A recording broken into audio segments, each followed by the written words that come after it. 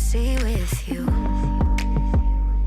I'd be better with another, but I always pick you. I try my best to fight it, can't deny it. Touches diamonds, and you're probably the reason that I'm so messed up too. I can't stop it, it's ugly but honest. Got me tripping for the way you say my name, say my name, say my name. Could count the ways you drive me so insane, but when you call I still fall back into your game. Play the game, play the game. Wrong can still be right. People wanna tell me all the time that someday my prince will come, but if this ain't love then I don't want it.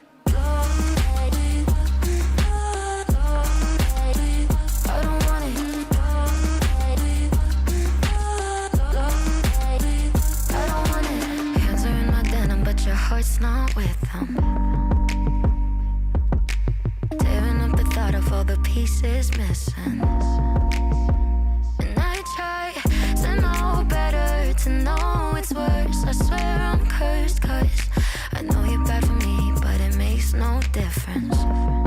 No, no, I can't stop it, it's ugly but honest. Got me tripping for the way you say my name, say my name, say my name. Wrong can still be right. People wanna tell me all the time that someday my prince will come, but if this ain't love then I don't want it.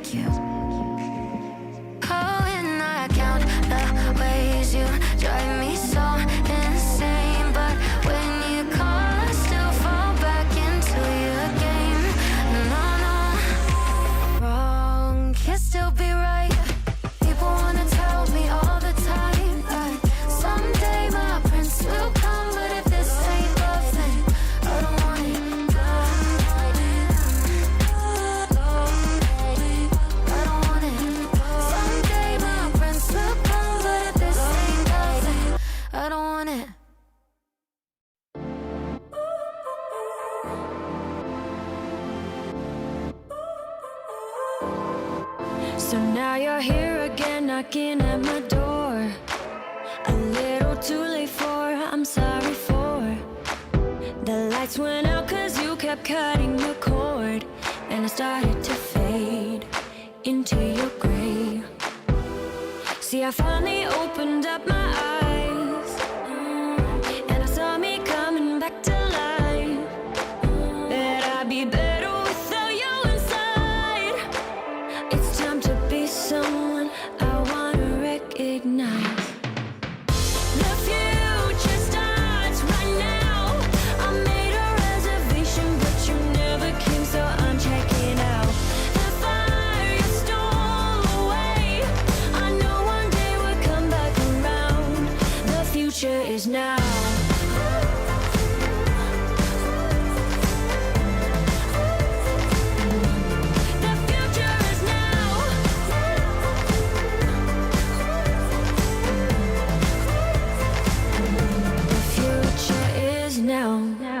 I waited for you in the passenger seat. There's only so far I can ride in your dreams. While you were chasing everything else but me, I'm starting to break out from your gray. See, I finally opened up my eyes, and I saw me coming back to life. That I'd be better without you inside. It's time to be someone I wanna recognize. The future starts right now. I made a reservation, but you never came, so I'm checking out. The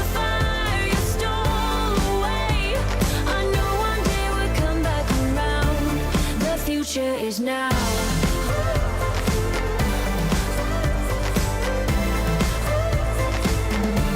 The future is now.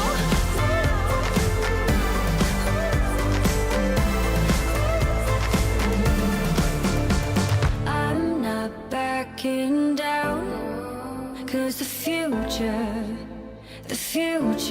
is now. Not backing down, 'cause the future is now.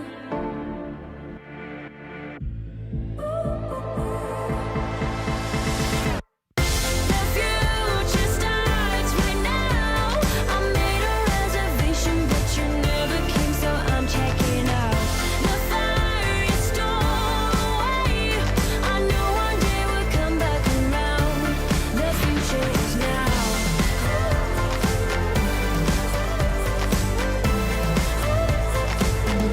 The future is now.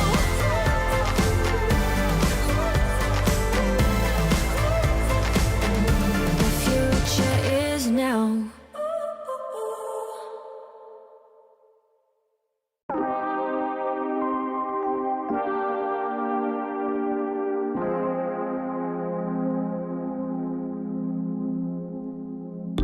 When it's too dark for you to see, you'll be close to me.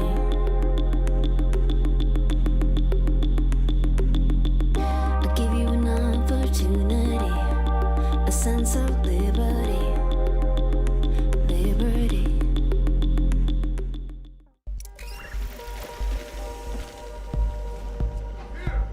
Getting the job done often requires a creative approach.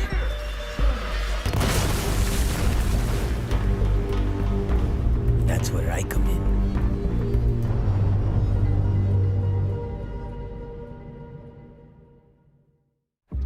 Welcome, captains. We finally have your team assignments. Please give them a look over. Wait, you're giving me Callie? Seriously? I'll trade you Buck for Cali. No trading. Everyone needs to learn to work together. Damn it. I hope Mosey's not on my team, or he might experience an accident. No, he's with me. Listen, I appreciate your concerns, but one of Rainbow's strengths is our diversity. As team captains, you must learn to lead operators from a variety of backgrounds and specializations. I don't recognize this name. Who's Aruni?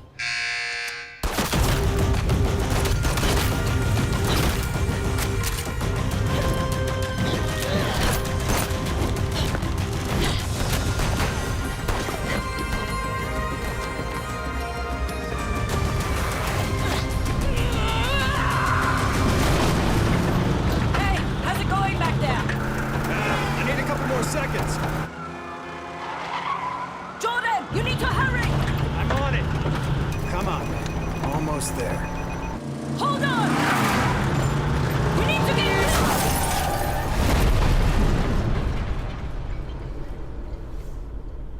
Hello?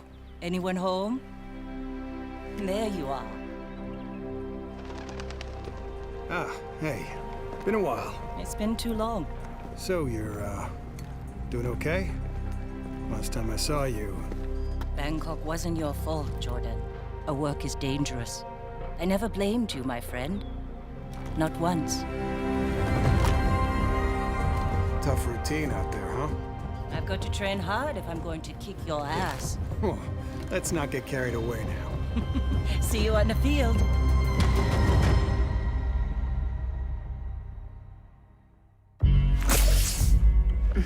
Lyra, how's that stuff work on arthritis? The nanobots should help. But you'll pay for it tomorrow. Well, that sounds fair to me. Harry says you're here to whip us into shape. That true? Let's find out. Move out, people!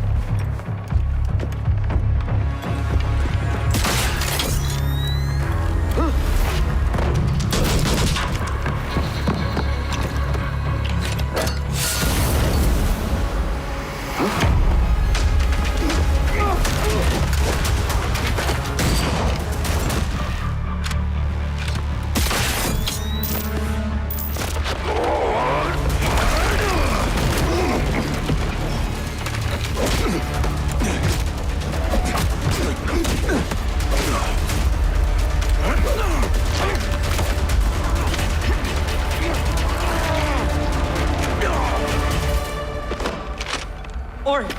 Oryx! What's your seed rep done it?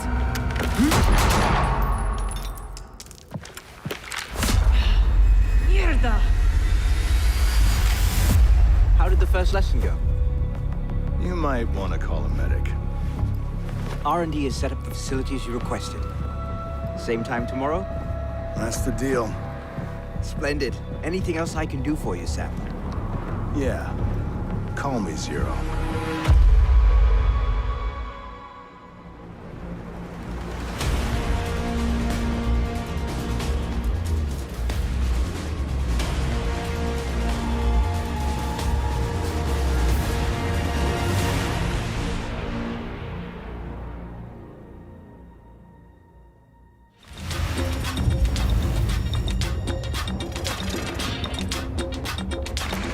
Oh my god, dude, that bandit just fucking interrupted my party with Mira. I think I can make it, dude. I just hot jumped with... can do it. Lol. There's a rook in there. Another rook. Oh boy! Another one. Right. Oh yes! Oh my god! That's going on the YouTube.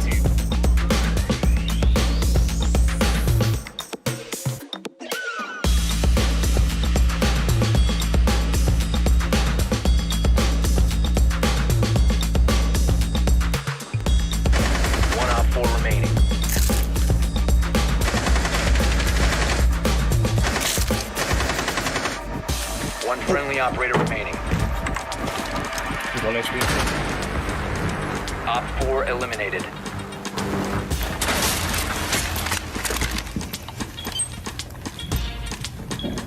Activating shock drone. Got a lock on target. Second floor.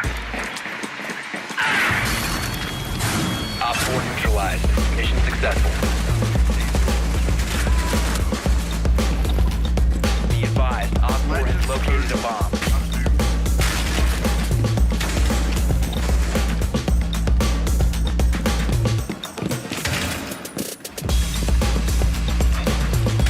There's a claymore on the roof. Not bad.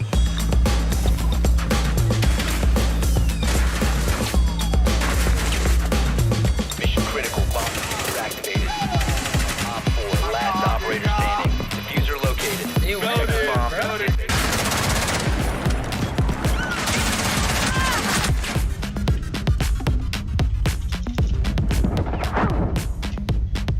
Op 4, last operator standing.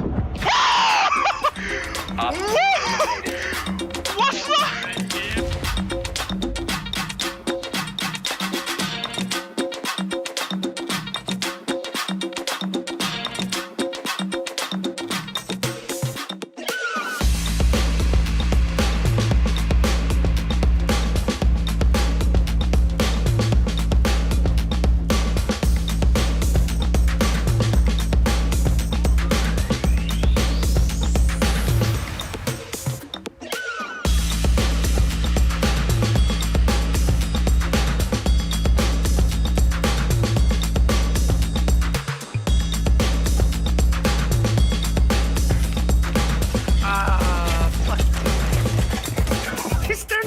He doesn't even know! Op 4 has located. You know what to do. Back of the head, execution.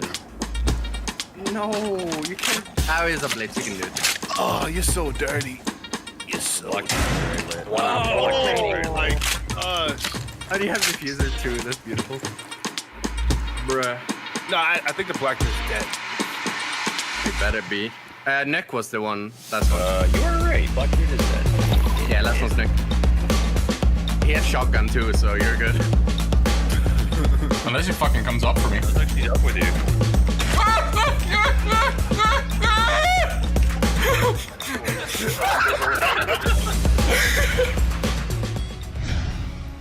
Hello and welcome.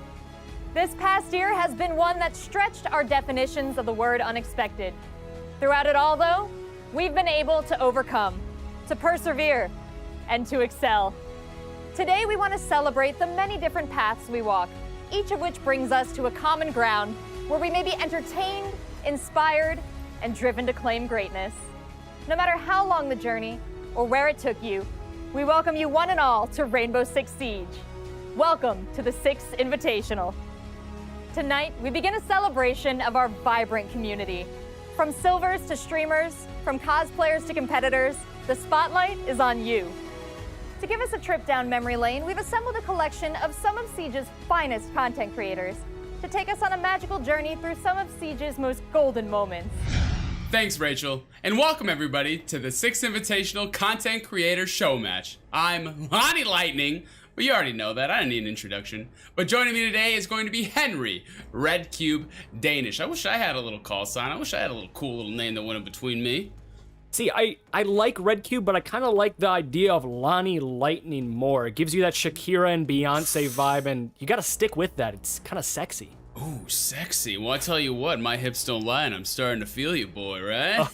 Well, all right, we're gonna calm it down, but we got some content creators that need to be addressed on each of those teams. Let's head right over there and let's talk about them a little bit. Yes, Lonnie, the only problem is we have a lot of content creators, we have 2 teams, and not a lot of time to talk about them. And, well, that's a recipe for you know what. Lightning round? Lightning round! All right, first on the docket, we have Macy J. What do you got? Macy, wears sweatshirts, really good at skateboarding, Ubisoft's golden child, everybody loves him. Boom. Fast Ann. Fast Ann, golden locks of hair, super giggly, casts in foreign languages that I don't understand. Gotcha. Katie. Katie, loves cats, named after them, really cool charm, and better hair than you. And the charm also increases your Katie. Better hair than... Coconut Bruh. Coconut Bruh. Has Valk cams, they're everywhere, I hate them, YouTube channel with a bunch of millions of people. Once again, better hair than you. Cross Archon.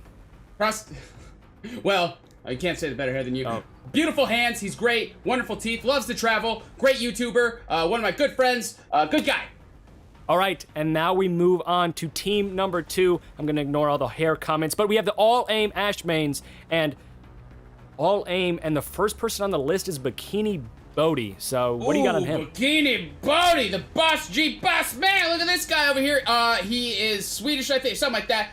Really funny guy, Clash main, and he brought the boss G with an ACOG. Terrible person. Let's go. Number 2, Snedger. Ooh, Snuggle, Snedger. The other beaver guy. Got it. Yeah. The English guy, super fun, really good content. Number 3, Jericho. Jericho. Ooh, Chris Jericho, wrestler, German guy. Tons of tattoos, really good looking. All right, and number 4, Narcoleptic Nugget. Oh, the 5'4" dynamite man, dentist of my dreams. Wonderful Narcoleptic Nugget, super good guy, love him. He's also has a master's degree in something, I think. He's gorgeous looking guy.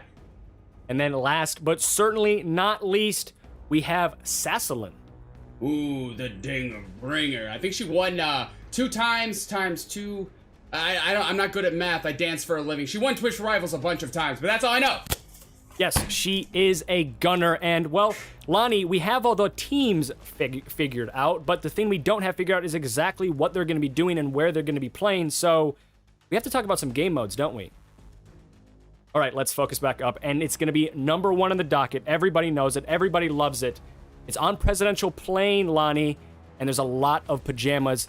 Rainbow is Magic is going to be your first game mode of this best of 3 series, and it's going to be quickly followed up by none other than Golden Gun. Golden Gun is the only game mode in the game where I actually feel like I can shoot straight, and if need be, and we need to go to a third decider map, we're going to have to go to Stadium V2. Obviously, Stadium V2, if you've been playing it recently, it's had a completely new rework. It's a mixture of coastline and border, and I certainly cannot wait. I am so excited right now, I can feel it in my plums. But beforehand, we're gonna have some content creators picked individually from each of those teams to get in a couple of interviews and pick their brains a little bit about the content that's about to be created. Let's head over to those interviews right now. And we're here with Coconut Bra from the Big Brain Maestro Mains. Coconut, how you doing today? I'm doing good, Lonnie. Me and my team, we're excited. How are you doing? Oh, I'm just as excited as you are today. It's got some really awesome matchups today. Well, as everybody knows, you are known for your secret Valk cams and your cheesy strats. Do you feel like you're gonna pull out anything secret today? Anything that we don't know about that you're gonna pull against the competition? It's a tough one. But what I can say is I will definitely be going for at least one spawn peak. I mean, I don't want to die right off the bat too many times, let my team down, but I mean, all for fun. So yeah, we're gonna go for at least one today. Ooh, what's a little fun without a spawn peak, am I right? Well, in a scenario where it goes 1-1 on each team, the tiebreaker will be put on Stadium, which is half coastline, half border. Do you feel confident that you're gonna get the dub with your team on that? Yeah, definitely. I mean, we haven't played Stadium yet, but I mean, if it's half coastline, I'm not worried too much at all. I mean, we got Macy Cross on our team. There's no purple tarps on this version of coastline, which is unfortunate, but I mean, yeah, we're gonna make it happen. Awesome. Yeah, those purple tarps of death. I remember a lot of rage-filled moments. Well, is there anything you would like to say to the viewers out there before we get started? That's a tough one. We're gonna do our best and try to bring home the dub for the boys. So, bringing home the dub for the boys. Well, that was Coconut Bra. Next up, we have your very own Bikini Body from the All Aim Ash Mains. Let's go right over to them. Bikini Body, how you doing today? I'm pretty good.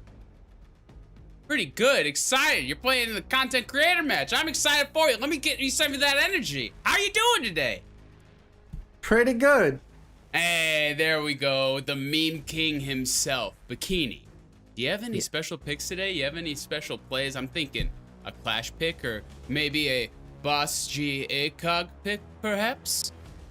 I mean, we are playing. If it does go to Stadium, you know, last time me and Macy played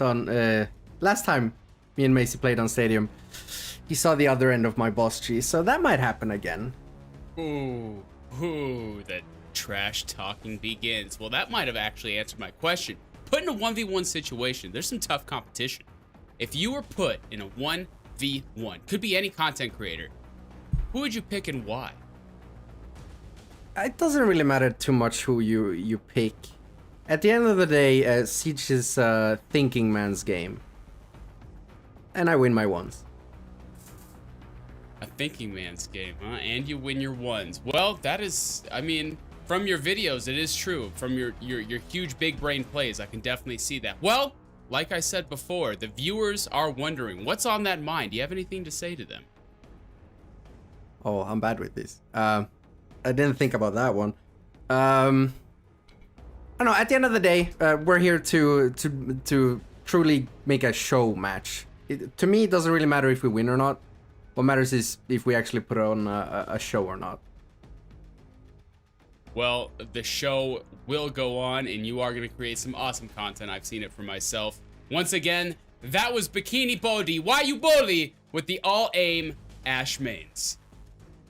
Well, Lonnie, I absolutely loved that interview, and I also loved just the mentality that Bikini has. He's going into this game, he wants to put on a show, and it's not really who wins, who does this, who does that. It's just, let's make this entertaining. But I also gotta say, Lonnie, you're a pretty good interviewer.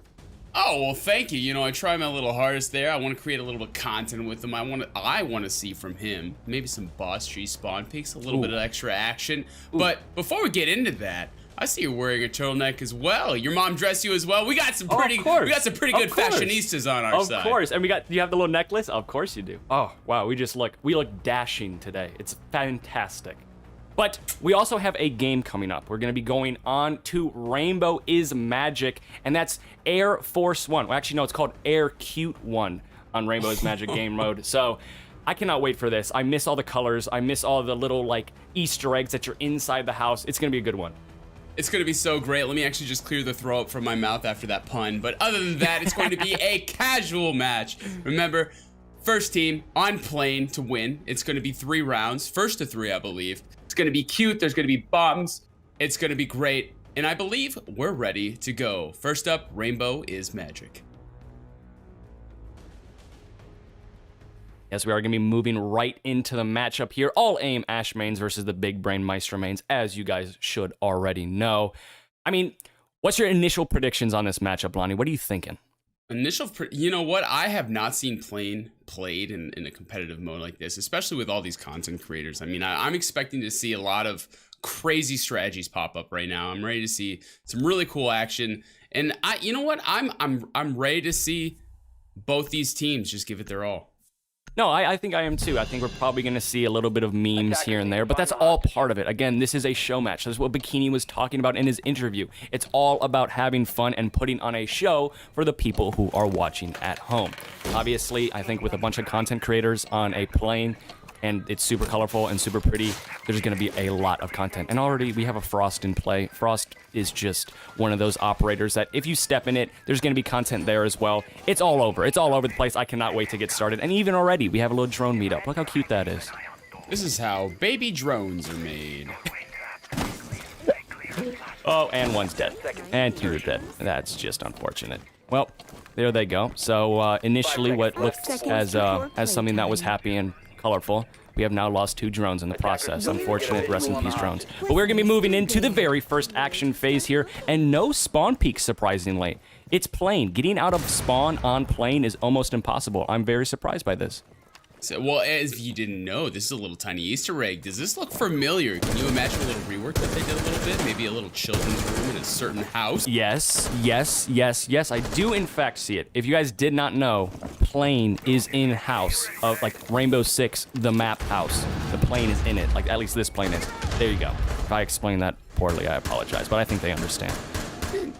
You did all right. Once again, just this is the most fearful thing. Like this is supposed to be cute and actiony, and you see all these. Oh, everything's colorful, but in reality, this is a small child's plane set where their action figures are coming to life and fragging each other just like that. Cross getting the first kill. I'm just certainly already going crazy. I cannot imagine being a child in the room and just seeing my action figures just shoot at each other. I don't know what I would do. I don't know if I'd be entertained by it or absolutely terrified. Right now, I'm entertained by it, though. So Coconut Bra is actually going for a fairly early flank here up top, trying to find anybody, just not looking his way. Unfortunately, no one's upstairs with him, so he's not going to find anyone. But, oh, no. Is that a Blackbeard in play? Did I just see a Blackbeard? You and me both know the rules. If you have kills with Blackbeard, they do not count. Nope, remember, Blackbeard. they do not.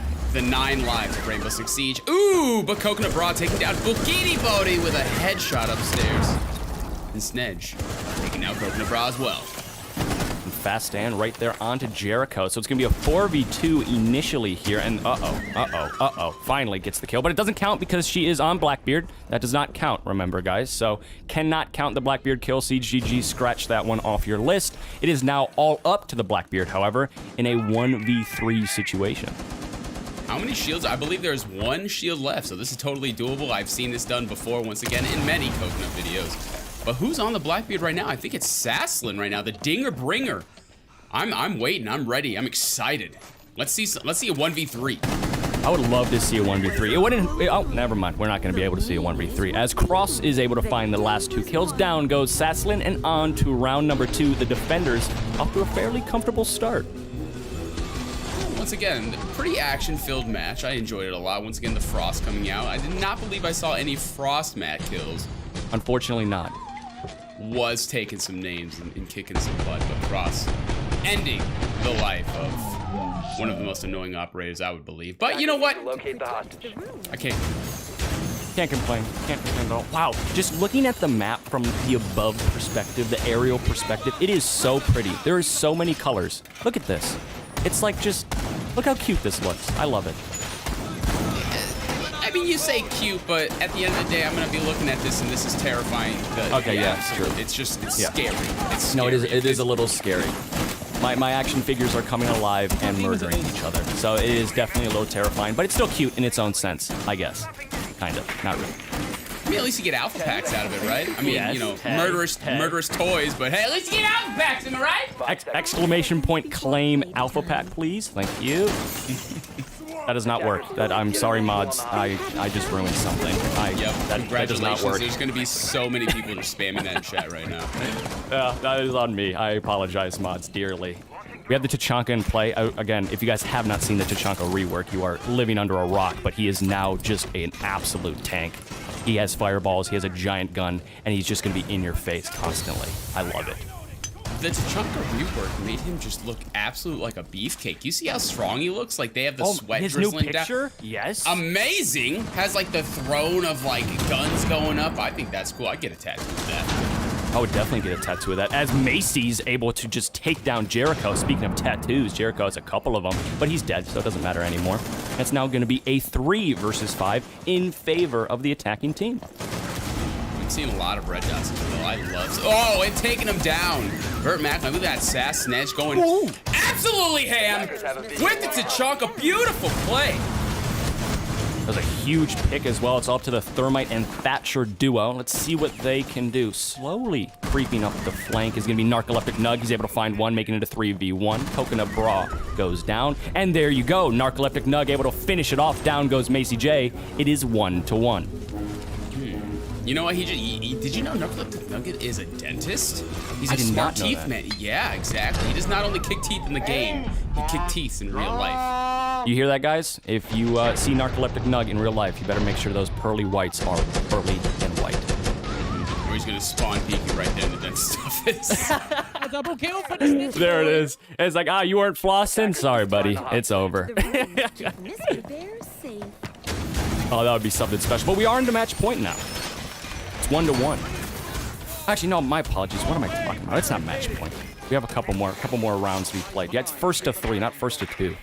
What game am I watching here? I don't know. There's a lot of pink colors. I think it's messing with your brain. No, I think it is. I think that's what it was. It was too cute, too colorful, and it just threw me off. Everything was going down the drain the moment I saw these lights. Oh, but once again, you have both the beavers on here. Absolutely. Seems like destroying something. That's one person who I love to see as well in their content is Snooch? 5 seconds left. The other guy. Love it. Yeah. You know how to say it. Chat, help me out here. Yeah, come on. Snooger? Close enough. Snedge, Snedgy, Snedge, Snedger, whatever. Something along those lines. Oh, it looks like a spawn peak might have come out there. They were taking a little while out of spawn, so I was expecting something, but nothing. Thankfully. At least if you're the attacking team. Thankfully, no one got spawn peaked. Jericho's moving his way up top, trying to get control of the very top floor of plane, while his team is still working their way out of spawn. Keeney on the Blackbeard. Unfortunate. We don't like Blackbeard. Sickening, actually. Gross. I just threw up in my pocket right here where the last got sucked. That's cute. Not really. That's kind of gross.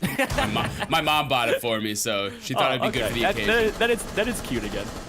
But it looks like already someone goes down. What operator was that? Oh, it's the Frost. Oh, that's unfortunate. You still have the Frost mats down, though, so you can step in those, but you won't have Frost to confirm those kills. So just gifting down kills right now is going to be the dead Frost. Well, either or. Like I said before, the Frost not being in play, those 3 mats can still sneak up on you right there. They can just get you. Exactly. Jericho, speaking of getting people, is able to find one on a Coconut Bra, and that's a huge pick. Coconut Bra, he'll shoot you through a bullet hole across the map, especially on this map. So thankfully he's dead. Huge pick from Jericho there. And now it's a 3v5 in favor of the attacking team. Back and forth. This game has gone. What was that, Red Cube? You say you can beat up Jericho? That's crazy. I'm gonna have to tell him. Oh God. What did you just sign me up for? No, that's all you, bud. That's all you. Oh, well, once again, we do have the Blackbeard, though. You know what, Bikini? You're better than this. Oh, what he does is take him down. Yeah, Fast and hiding in a corner trying to get that pick, trying to take him down. Fast and I had no idea Fast and was there, and down goes Bikini. Kind of deserved that because he is running Blackbeard, so I'm perfectly okay with that. As shots are just going to riddle out from Snedge there. They are able to land, making it a 1v3. All up to Kitty on the smoke. Has 1 canister remaining as well, but a lot of time still on that clock. This is going to be a tough clutch for her. I've seen her pull these off before. She is a maniac on that smoke. But once again, Narcoleptic Nugget coming in for the kill on her as well. Very clean, making that round 3. Now we're moving on to match point. I was premature with the last call, but finally we're going to be moving on to match point. Remember, it's 1st to 3 here, and after a fairly dominant attacking, well, half is, I guess, the best word for it, it's going to be the blue team of all aim Ash mains. There's a lot of A's and a lot of B's, a lot of reiterations. It's hard to say. As soon as the 1v3 with Kitty, I was like, all aim Ash. Brain, Maestro, right? Like, there's so many. But all aim Ash mains are up 2-1, and they are now on match point. There we go. There you go. That's a high five moment right there. There you go. Put it up top. Perfectly executed. A lot of frost mats there. I mean, it's got to get one, right? Someone's got to step in at least one of those. I'm waiting for it. It's just like just a gooey little you know what? I'm waiting for something spectacular to happen, because when you get in that 1v1 moment that no one expects and you kill the frost, you're like, you know what? I'm doing good. I'm fine. Then all of a sudden, pow! Bang. And now you don't have a foot. Good luck. Like, good luck clutching, because your foot is literally just gone. So I hope that happens. I don't expect it to happen, but I do hope it happens. Still need to get a visual on the hostage. 100%. Oh, once again, Tachanka with the unicorn helmet. That is one of those skins that I've always wanted and just never would drop. Kind of like the infamous Black Ice SMG-11 for me. I don't have a single Black Ice skin.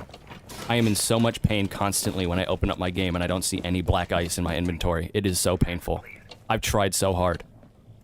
Well, Chad, if you didn't have a reason to make fun of Red, now you do. Not a single Black Ice on Red. I don't have a single one. Maybe on a pistol that I never use, but like, it's just, I have nothing. It's so sad.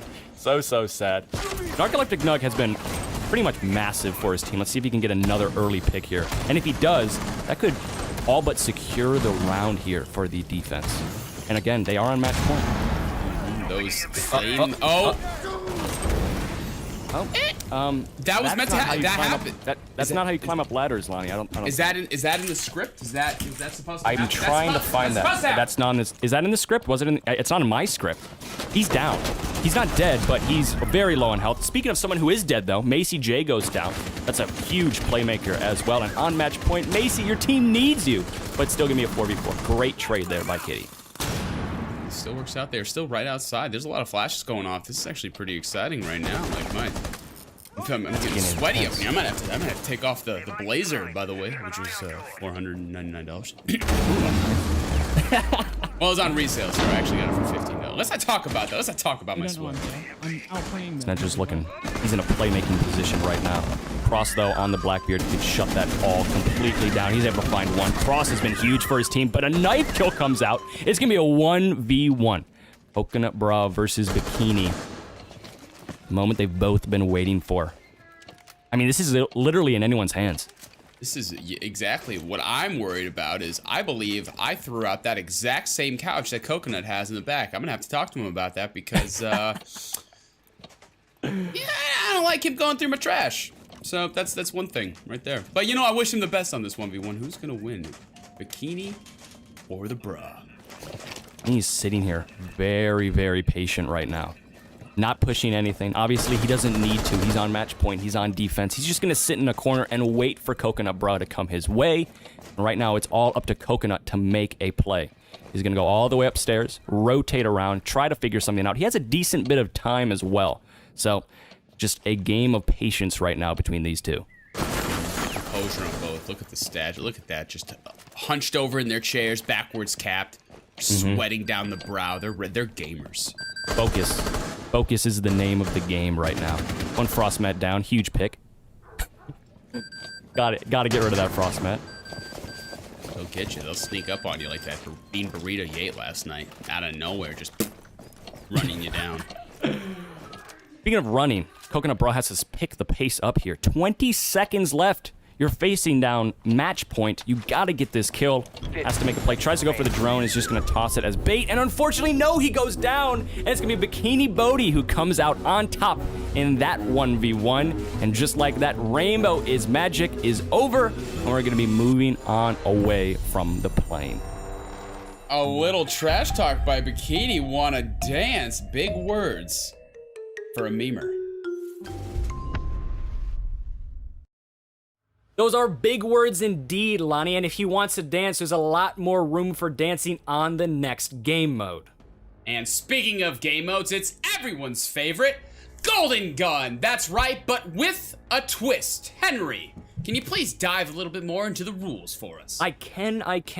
So Golden Gun is played on a 3-map rotation, and if a team plans on winning that game mode, they need to first win 2 out of the 3 maps. Those 3 maps being Skyscraper, Canal, and potentially Chalet. But with that, actually, all of the players are already ready, and we can hop right into this matchup right now. Golden Gun. This is exciting. This is one of the only game modes that when you shoot one bullet, insta kill with a little flippity do. Yep. Wah, wah, wah, you know what I'm talking about? Don't forget the wah wah wah. You can't forget that. You cannot forget the flippity do. This is my favorite game mode. 100%. It makes me feel like the best Rainbow Six player ever. Instant kills. I have a deagle. It looks cool. I look cool. I cannot wait to watch this. You know how many montage videos that are going to be made off of this? You know how many headshot videos? It's going to be insane. Oh my goodness, a bunch. But reminder, guys, this is Golden Gun, so there's absolutely zero prep phase. So right off the rip, already, Vigil tries to run out. Unfortunately, doesn't get a pick, so it's still going to be a 5v5. But this is a very, and I mean very fast-paced game mode. Back and forth, a lot faster than Rainbow is Magic, so you got to pay attention here. There's no drone phase. Could you? I mean, one shot's on drones anyway, but I mean, already though, Macy taking down Bikini through the window. Good shot. Bikini's got to step it up. Come on, Bikini. I believe in you, Bikini, but you're letting your team down a little bit as it's already a 5 versus 4. As Macy, I mean, who other than him to get the first kill? Cross is also there to follow it up, and unfortunately, Coconut Bra cannot ADS. So that's unfortunate. We could potentially see everybody whipping out the hip fires or trying to help Coconut Bra here, and I think it is because Kitty. Yo, good night. With the hip fire and everything, is able to get that pick, and now it's down to a 2v3, make it, as Jericho's able to find one, and that is also a clip. Gosh, this is just beautiful gameplay. I love this game mode, Lonnie. Oh my. I don't know if it's because I'm a boomer or my eyesight's getting worse, but I just did not know what was going on, but I'm excited. It was fast, it was quick, and my reaction time is not fast enough to keep up with it. Either way, the one thing that I do know is the Big Brain Maestro mains won the first round. Yeah, good for them. It's looking in their favor right now. I believe that was an all hip fire match. I think so. There was a midpoint where they all switched to hipfire because I think Coconut Bra unfortunately could not ADS. So that was an entirely hipfire second half of that round, and there's a lot of cool clips I guess you could pull out from that. Like you said, probably a decent bit of montages coming from this game. I'm glad it's on the new Skyscraper map. You don't see this in rank because everybody's just too terrified to play it. Stop banning Skyscraper. We gotta stop banning Skyscraper. Twitch chat, tell everybody you know to stop banning Skyscraper. It is a fantastic map and I want to play it. I'm sick and tired of not being able to play it. Yeah, let's take you out of your comfort zone a little bit. Maybe rip off that Band-Aid together. Rip it off in style. As a C4 gets ripped here from Cross, tries to find a peek. Unfortunately, no one there. It's still going to be a 5v5. This is the longest round we have played so far in this game mode without a kill going in favor of either team. As I say that once again, Macy with the entry pick. His cost is looking good right now, and it's going to be immediately refragged, however, and there it goes. It's a 4v2 now, as action flurries across the board, and crosses and finds himself in a nice position as well. Tries to get the pick onto Twitch, and he does. Tries to get the pick onto, I think that's the Capital. No, it's the Sledge. Misses his shots again. Finally, he's able to take him down. It's going to be a 1v2 situation. He sees the Capital, tries to hit his shots. They are not landing. Capital goes for the knife and misses, and just like that, it's a 1v1. Cross could go absolutely massive here for his team. Has to play it properly, and he does.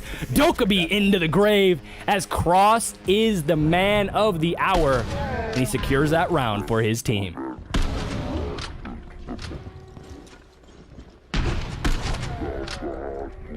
I mean, that's what Cross will do to you. The man's a superstar. The man is a playmaker, and put him on Golden Gun, obviously, in a situation where he has to 1v3. He's going to do it. The man's got ice in his veins. Yeah, well, I'm not going to bring up that he swiped left on me, but he knows what he did wrong. So, yep. No, he gets let's it get now. back to the game. Yeah, he knows. We see the lion is being brought out. If there's a lion charge in Golden... Why? A lion charge in Golden Gun? Come on now. I mean, I respect it, I guess, but it's still Lion. He's not as good as he once was, but it's still Lion as... Wow. Think about it, Jericho. Down goes the man with the muscles and the tattoos. That's unfortunate. I really missed it. Off the top! Wow. Twinsies! We said it at the same time! God! That guy just got sat on. That is unfortunate. Oh my goodness. That was awesome. Attackers are securing as Narcoleptic Nugget is able to find one onto Fast, and as also Sasslin is able to find one on the Cross. So it's going to be a 3v3 now. Remember, this is match point. The Big Brain Maestro mains have to win here as Bikini's able to find one sitting on the ground, hitting the deck. Takes down Coconut Bra. It's a 2v2 now. 1 minute and 54 seconds still left, and it's only a 2v2. That's exactly how this game mode's gonna go the entirety. Wow, okay. Good night, Kitty, as Bikini from the ground still able to find one, making it a 1v2. It's all up to Macy J in a clutch situation. I would put my money on him any day of the week. Let's see what he can do. You know, I believe Macy had it too good for too long. I believe something else happened. Bikini's on a roll. Hey, there it is. Macy's looking the wrong way, and down he goes. You know, I don't choose the Giga Brain life. Giga Brain life chose me. I wish I had the Giga Brain. All I can do is predict things in casts, and then I get the caster's curse, and they never work. Caliber Jacob can relate. Have you ever tried shaving your head? Twice. I've tried twice. Didn't work. Has not worked. Did not work. No. Could go for a third time. No, not going for a third time. Not happening. As we move on to round number 4 here. It's going to be 2-1. Remember, match point still in favor of the Big Brain Maestro main. So the all-aim Ash mains are backed into a corner. Got a bite here. Still doable, though. This could be definitely... Remember, one-shot kill. All it takes is... Anything happens. Some heavy caffeine usage in a dream. Heavy caffeine usage, a little bit of luck, and good aim. And well, their name is all aim Ash mains. So they should be able to kind of put the dots together and connect this thing and get a win. And fortunately for them, they're able to find one, could find two, and he does. Narcoleptic Nug going absolutely massive for his team. Macy J is able to find one out of that altercation, but it's going to be Narcoleptic Nugget going 2 for 1 for his team in a round where they really needed it. Either I just blinked or Inception just happened, because I had no idea how that Maverick got in front. But Fast Ann taking down Jericho.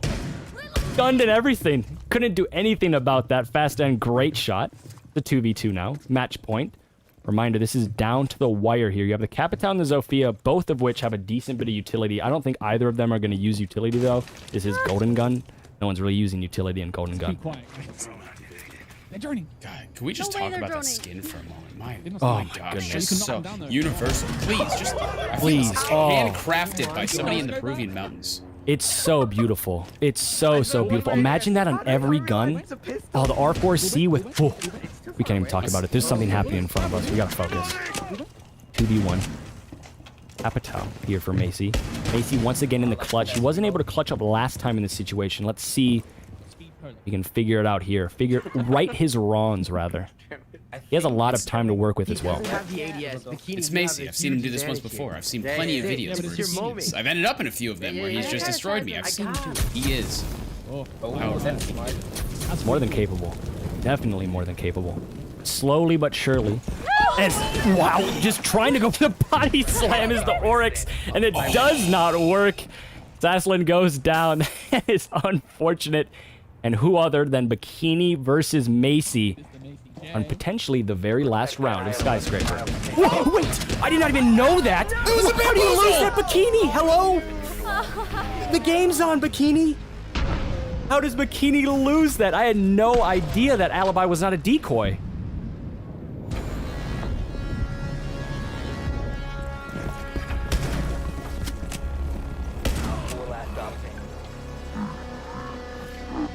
Oh, no! It was so close to being perfect, and Bikini, as you can tell from his face cam, very disappointed in himself, as he should be.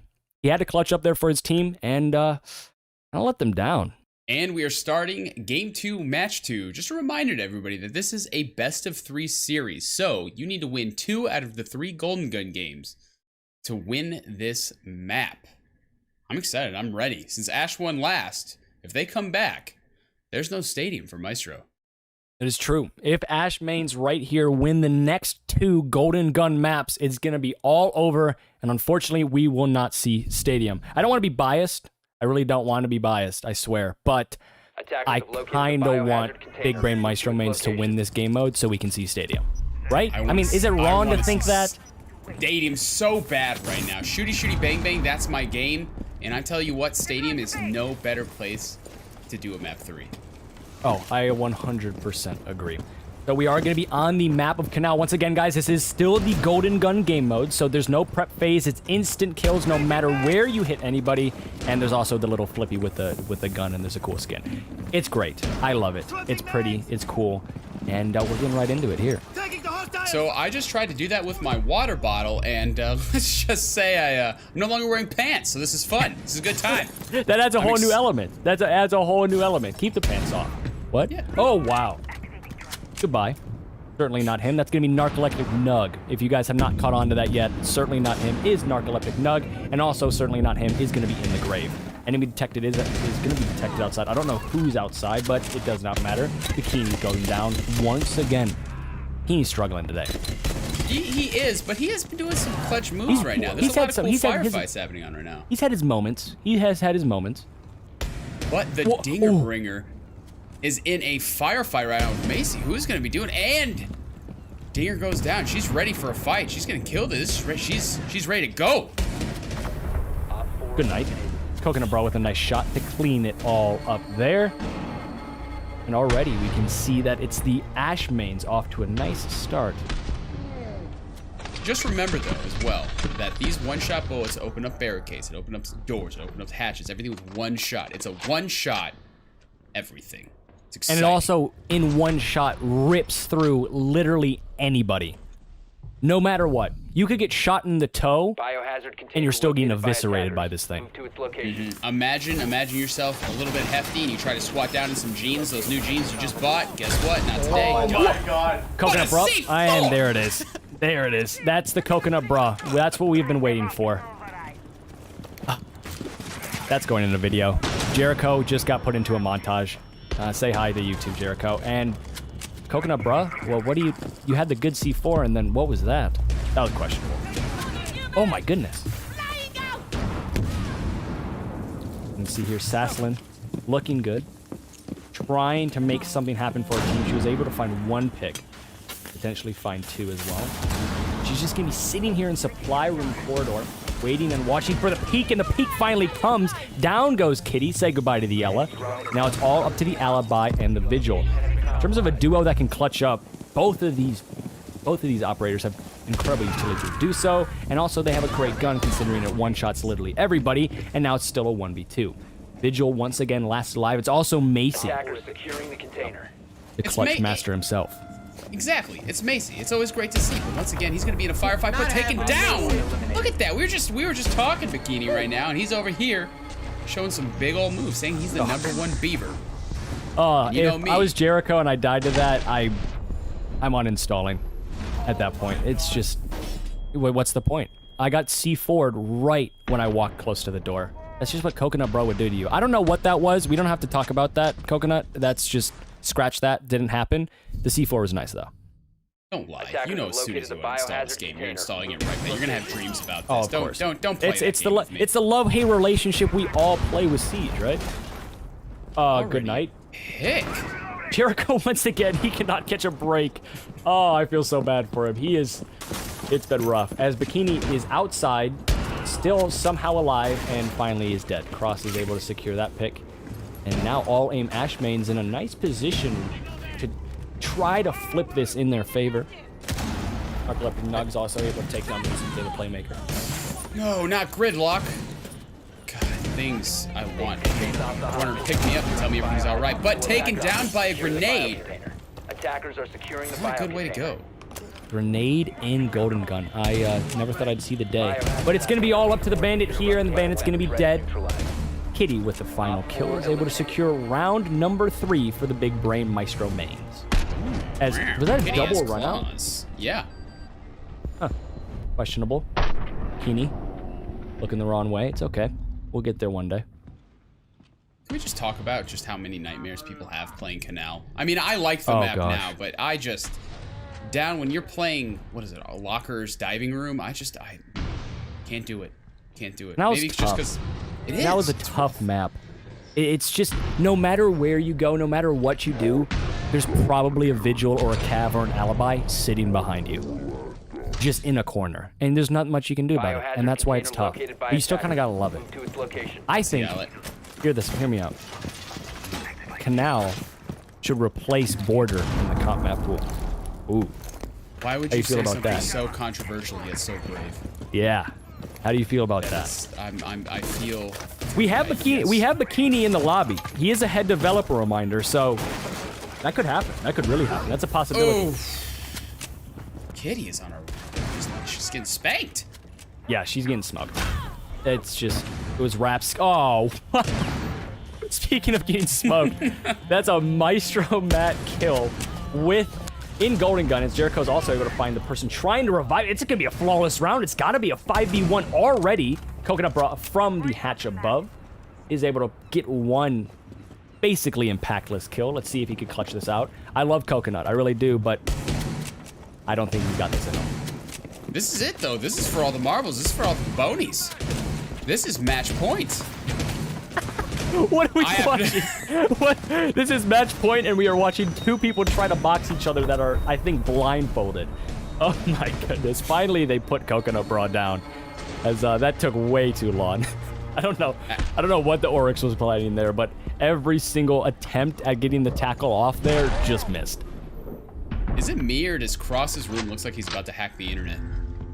I'd have to see it. I'd have to wait till the face cam comes back up again. It's just filled with wires. I have no idea what that man's doing. Taking down the Pentagon.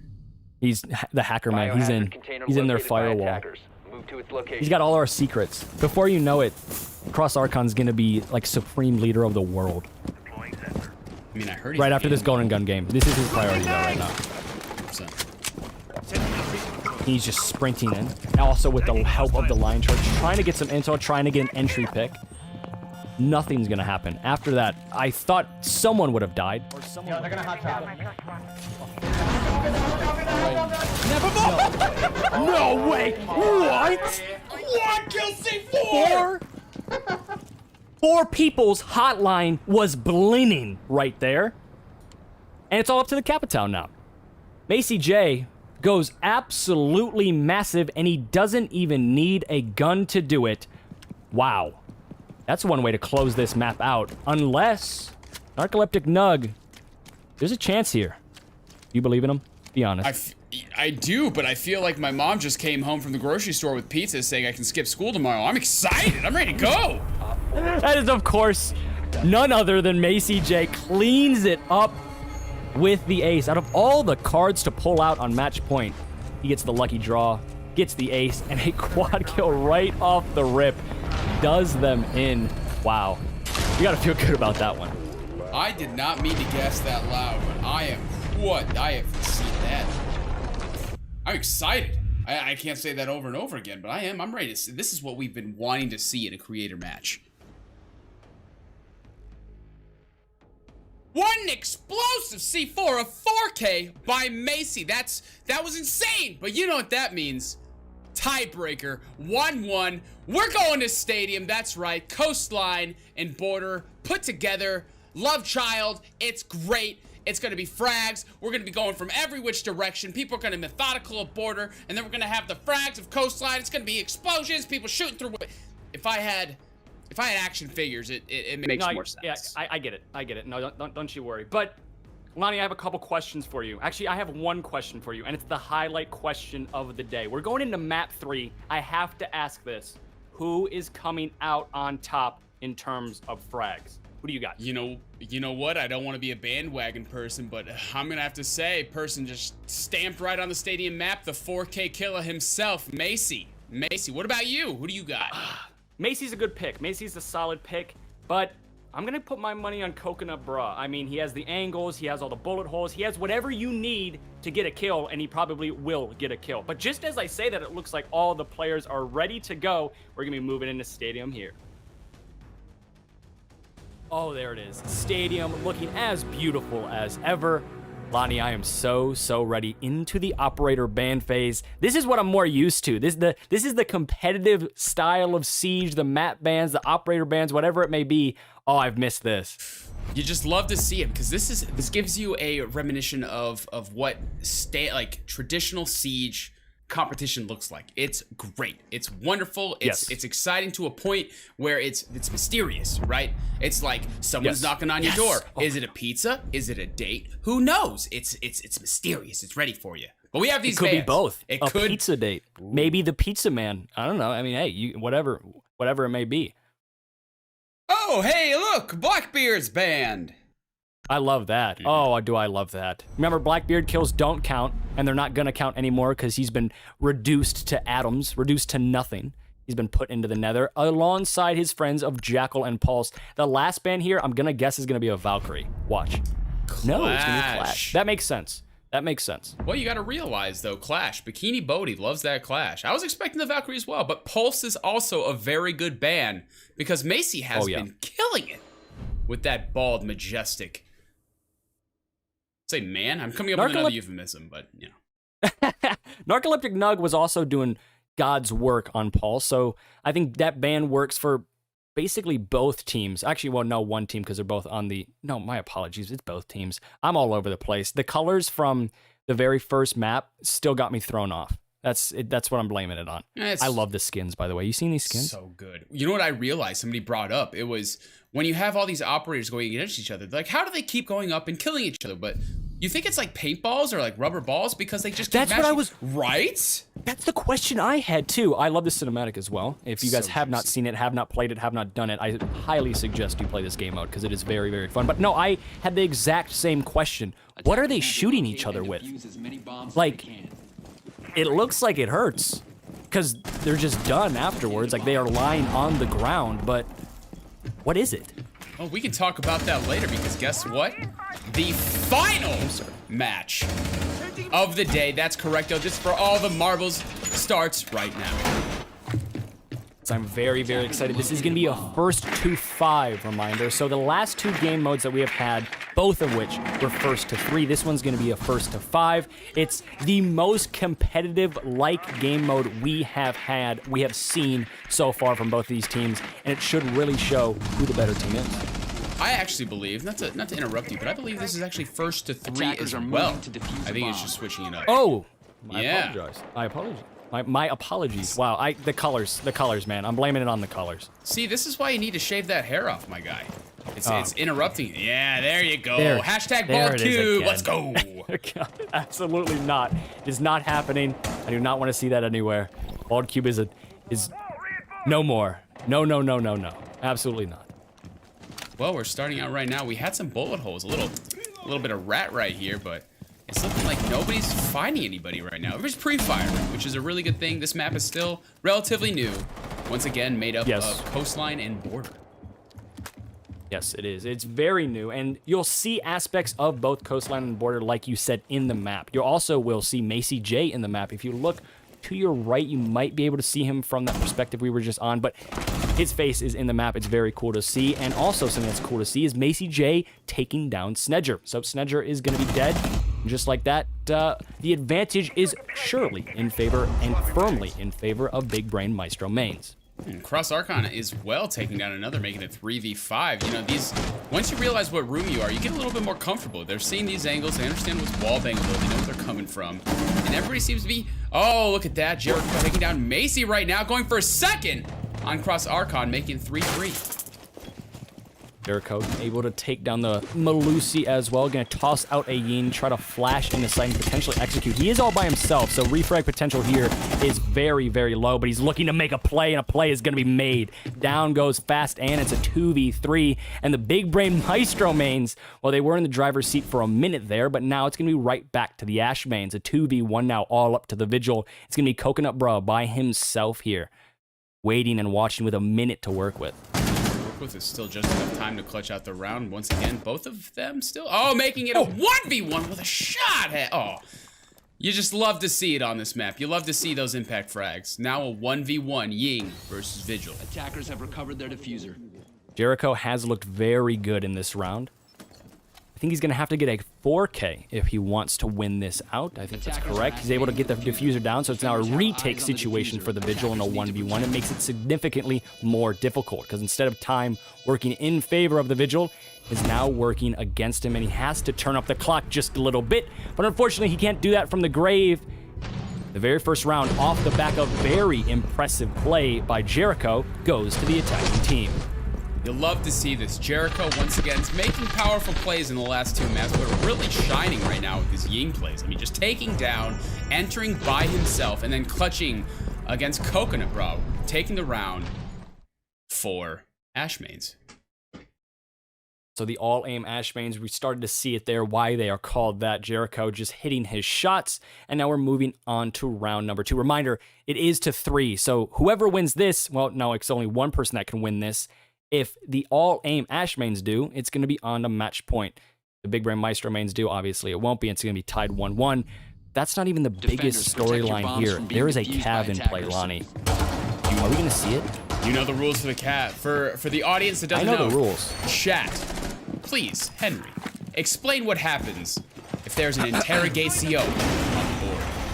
If there is an interrogation on the board, we need everyone in chat. We will as well. We need to scream it, right? We need to let everybody know. The world has to know that there was an interrogation, and it could happen here. So everybody pay attention. Everybody look closely, because we're going to need your help.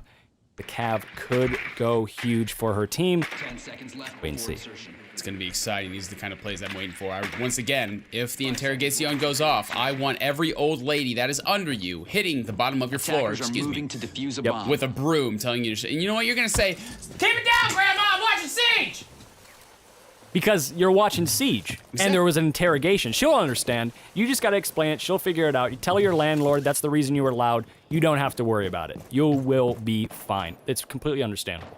Exactly. I just really want to see it now. We've been hyping it up for so much. No, I'm ready, though. Snedge knows exactly what he's doing. He's hiding. He's waiting for the right opportune moment. Nobody really inside yet. So, once again, they may not know he's on the board. Yeah, Bikini as well on the Mira. Favoring that Vector. It's a very good gun. Let's see if he can do anything with it. He's able to take a drone. So, I mean, if he does die, at least he got a drone, right? Right, but you also see the very dangerous Hellish shotgun. I don't know who you are, who created that weapon. I'm going to have to talk to some Ubi devs, but that can just shoot you in the head from a mile away. Yeah, when I use it, it's like I'm shooting peas. So we got to talk about that. That's the gun, every time it's in somebody else's hand, is better. That's just how it is. Everybody knows that. As Yins go in, to no prevail, though. I don't think anyone even got flash from that. So a little bit of a Candela waste there. Well, they're really using the utility. Oh, but the first one goes down. Kitty taking down Jericho. Huge pick. That was the Ying. And then Bikini following it up against Cross with a headshot on that dangerous Vector. Bikini somehow was able to rotate back through that Mira after getting that pick and stays alive, so making it a 4v4. Could have easily been a 3v4 just like it is now as Bikini finally meets the grave. Oh no. Oh no. Oh, that was an opportunity, but he was outside. I got excited. Oh, it's got to happen, right? Like, it just seems like the cards are aligning, the stars are aligning, rather. And we have to see an interrogation here. They know Cav's on the board, though. It is a 3v2 now. We may not see it. He could choose it again, but they will be looking out for that Cav, because once you know she's on the board, you're watching your little tippy toes. You know there's some girls right behind you, ready to get you. Ready to snatch you right up. There's a spooky girl after you, so you gotta be on your toes, gotta be on your heels. And wow, shots are just riddling out with the what's Yin's gun name? I don't know. It has a lot of bullets, and she was shooting a bunch of them. Coconut Bra is able to find a kill as well. Just like that, it's down to a 2v2. This is the most competitive we have seen these two teams up against each other. And there is still a Cav in play, so it's a little bit fun. Oh, wait. I actually believe, is the Yin still on the board? Am I wrong? I don't think so. Oh, good night. No, yes, she is. Yin is last alive. Oh, and down goes Cav. That one hurt. The 1v1, though. Slowly but surely, Narcoleptic Nug is going to be rotating out of sight. I don't think Yin knows this. The diffuser is down inside. And, oh, wait, what? Shot is going to miss somehow from Narcoleptic Nug. Perfectly read into by the Yin. I had no idea that was actually happening. I thought the Yin had no clue where the last person was, but obviously she did. He was able to secure the kill. Great play there from Fast Ann. And did you see she leaned IRL? If you're not leaning... Everyone does that. If you're not leaning IRL, you're not playing video games correctly. 100%. No, I finally saw it right there. She did the little lean to the left right when the peak came out. Everyone does that. Well, everyone knows. Everyone knows if you lean, you dodge the bullets. In the game, it works for your favor. It's like KD. Yes, exactly. If you're leaning IRL, those bullets aren't going to hit you. That's just the rules. That's how video games work. We are going to be moving into round number 3, 1-1 now. I think this is the first time Capitao is going to be brought out. Can we talk about how awesome the splash art is? I really wish, like, if you equip the skin, you see it on the card. Like, not just for legendaries, but it just, they went over and out. This is the best map I've seen. The ambiance, when you kill somebody, the poof it makes. It just, I love that sound. Oh, I love that sound so much. Makes my mole curdle with excitement. Oh, the doo is just, it adds a whole new element. There's even a little cinematics. There's a soundtrack specifically for this map. There's Easter eggs. It has it all. It really just has it all. Was Bikini trying to jump through that window? Did he not know that was... I don't think we're going to talk about that. I believe he did try to Let's not go talk through about that 5 seconds to insertion. Can we talk about what kind of Easter eggs can you find on this map? Jaeger's twerking Attackers it. I like are moving it. to defuse a bomb. Jaeger's busting it down. There's a bunch. There's a lot of Easter eggs. There's the first off, I don't know if this counts as an Easter egg, but there is Macy J on the map. I think you can see him right now on the left there. Yeah, you see him right there on the left. You saw his face. It was on the wall. It was there, I swear. And then I believe the one downstairs of all the invitational winners, correct? All the way back to 2017? Oh, yes, there is. 17? Maybe a little sooner? Yes, 2017. It's like 2017, 2018, and it has like the little picture, the little graphic of every single one that won. So, very, very cool touch. I love that. Love it. So chat, if I recommend, if you're ever just playing customs with your friends or whatever it may be, please explore this map. The devs took a bunch of time making it good and beautiful for you, and it's just a very well-made map. You're gonna love it. Yeah, don't be afraid to take a walk around this map. It's beautiful. We are going to be moving into the matchup here. It is 1-1, so stakes are high in this round. Reminder, it's a first to 3, so whoever wins here is going to be pushed on to match point, and match point is a very, very powerful thing. Ooh, a little bit of drone action. Nobody really wants to throw this thing right now. 1-1, like you said, very powerful. A one-man advantage would still be good, so nobody wants to make it a 4v5 right now, or God forbid, a 3v5. Everybody's just trying to check their corners and making sure they can get that one pick to change the outcome. Most of the time in situations like this, it's the person that takes the most risks that comes out on top. Who's going to be the first one to peak and come out on the winning end? Well, that's probably going to be the one that wins this round outright. But again, with how some of these rounds have been going, you really never know. One thing I do know is Macy with the C4 is terrifying, and as you can see, taking down Snedge, but getting traded out by Jericho. Bastan is also able to find one, making it a 3v3. This is seriously as competitive as we've seen it before. Bastan has been doing very, very well for her team, and it looks like she's on the prowl once again. Another C4 kill. A lot of hotlines are blinking, and it's all wraps. Round number 3 goes in favor of the big brain Maestro mains, and just like that, it's 2-1, and they are pushed onto match point. Fast and making fast work of this team right now. Really coming out in Stadium is really once again hitting her shots, and just like last round, absolutely just tearing it up, doing it. Look at this shot, beautiful. I don't know what it is with the big brain Maestro mains, but I think their C4s have to have magnets, right? It seems like no matter what, every time they throw a C4, someone on the other team is dying. Someone. Or multiple people. Magnets, how do they work? Ask Wamai. Yeah. Hey, that that was good. I see That you. was good. I'm gonna buy you a donut. Good for you. Thank you. Thank you. Oh I wait, you already appreciate that have. one. I was them in working on Siege. that Yeah, one. sorry, that's your score. Okay. You know, all right, man. Okay, there it is. Defenders protect I know your bombs Owen. from I know being Owen defused very by well. attackers. I'm glad.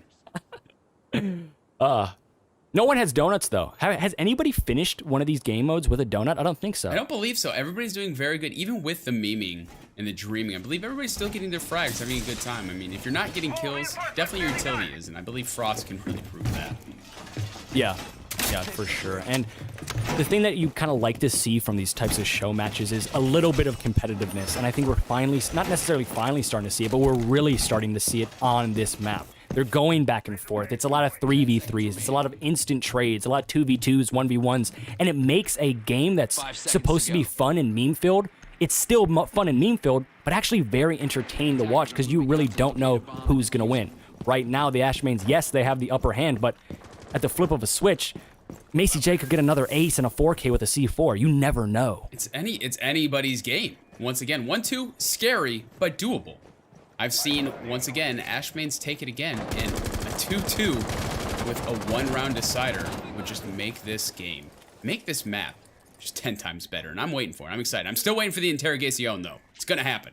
Cross my fingers. I'm waiting as well. I'm crossing my fingers. There needs to be one more round if we want to see it, because unfortunately Cav is not in play. I'm hoping here that Big Brain, no, my apologies, all AIM Ashmains can win this one out, just for the opportunity to potentially see a Cav again. These are actually nice little setups. Oh, but Bikini taking out Kitty with the first frag. Nice little headshot. That's huge. Really big and good for getting the nice and cleaned up. I don't know I'm here. They drone around me. Sitting in the shower. Oh, that's a missed drone. Ooh, that could turn back to bite them. Run away, if run that away, drone run away. came in and they did not see him, and if Bikini could fall off. Oh no, I guess they did see him. Snedge he's dead somehow. Somehow down. Bikini's able to find a kill with the revolver. It's just all going downhill here for the attacking team. Finally, they are able to find one, making it a 3v4, but that was kind of all over the place for them. Fast Dan once again still getting kills. Coconut Bra still making it a 3-3. Bikini, like you said, getting that revolver kill really good, but you cannot think you missed drone that. As soon as you think you're free, that drone is just going to bite you in the butt.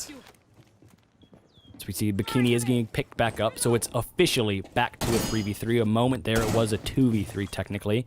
Alibi Prisma is not going to be fooling Macy J. He's able to take that out. A minute and 15 left. Macy J is able to find one, and now he's going to be moving in, potentially looking for an execute. The only problem is he doesn't have the bomb in his back pocket. It's dropped somewhere very far away. He's trying to push in on Bikini, and he does. Down goes Bikini. It's all up to the Mozzie. Slowly but surely, he was in bathroom last seen. Fast Ann knows that. She's able to get the kill, and just like that, Big Brain Maestro Mains are able to win it out, and they are going to be your 6th Invitational Content Creator Match champions. Look at the smiles on these guys. They know they're winning. They had some really good frags, and Mozzie stuck in those showers. The showers can be fun with multiple people, but once again, not in this situation. But you just love to see, oh, and the animation, perfect, holding up the gold medals of victory.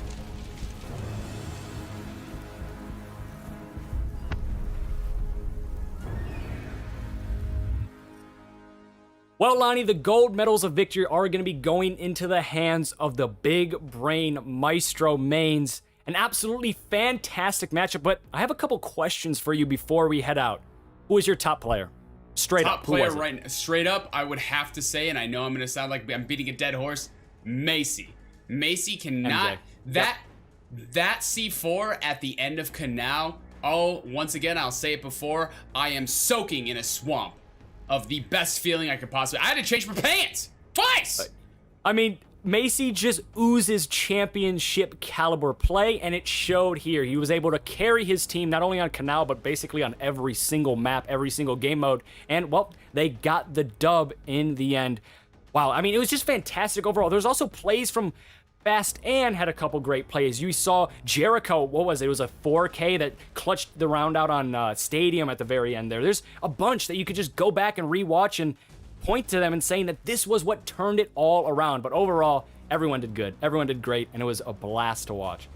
Once again, Jericho coming in through the clutch with that 4K, that flash, that blinding by the light, revved up like a deuce. You know the rest. It doesn't matter. And then once again, Fast Ann showing that she had the prowess and the fortitude to frag it off. And don't forget about it. Cross pulling off some clutch plays. I almost forgot about Cross. That is a sin. I cannot forget about Cross. The Deagle I cannot forget about Cross. He was absolutely massive for his team. So was Coconut Bra. Literally everyone. We could just go down the list again. We could do the Lonnie Lightning round again, and every single one of those players made a play at some point.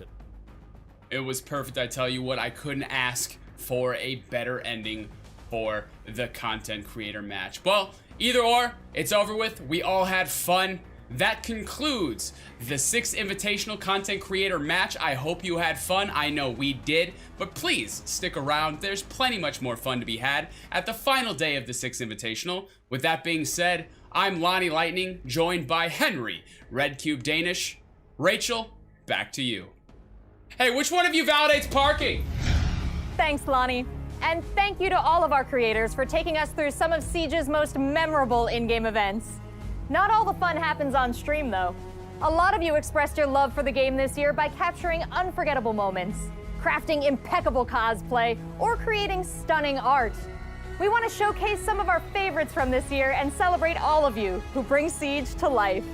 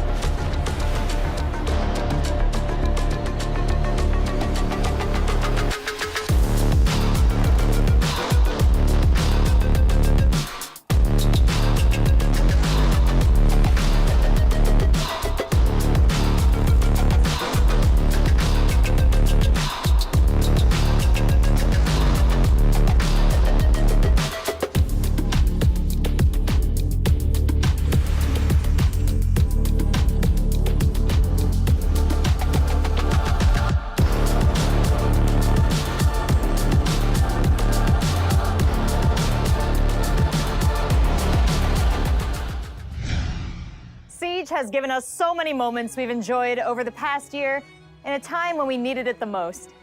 Thank you to all of our community members who contributed to this showcase of talent. And speaking of talent, 2 members of our community have dedicated theirs to the discussion and dissection of all things Siege. Please give a big 6th invitational welcome to Get Flanked and Zyronic.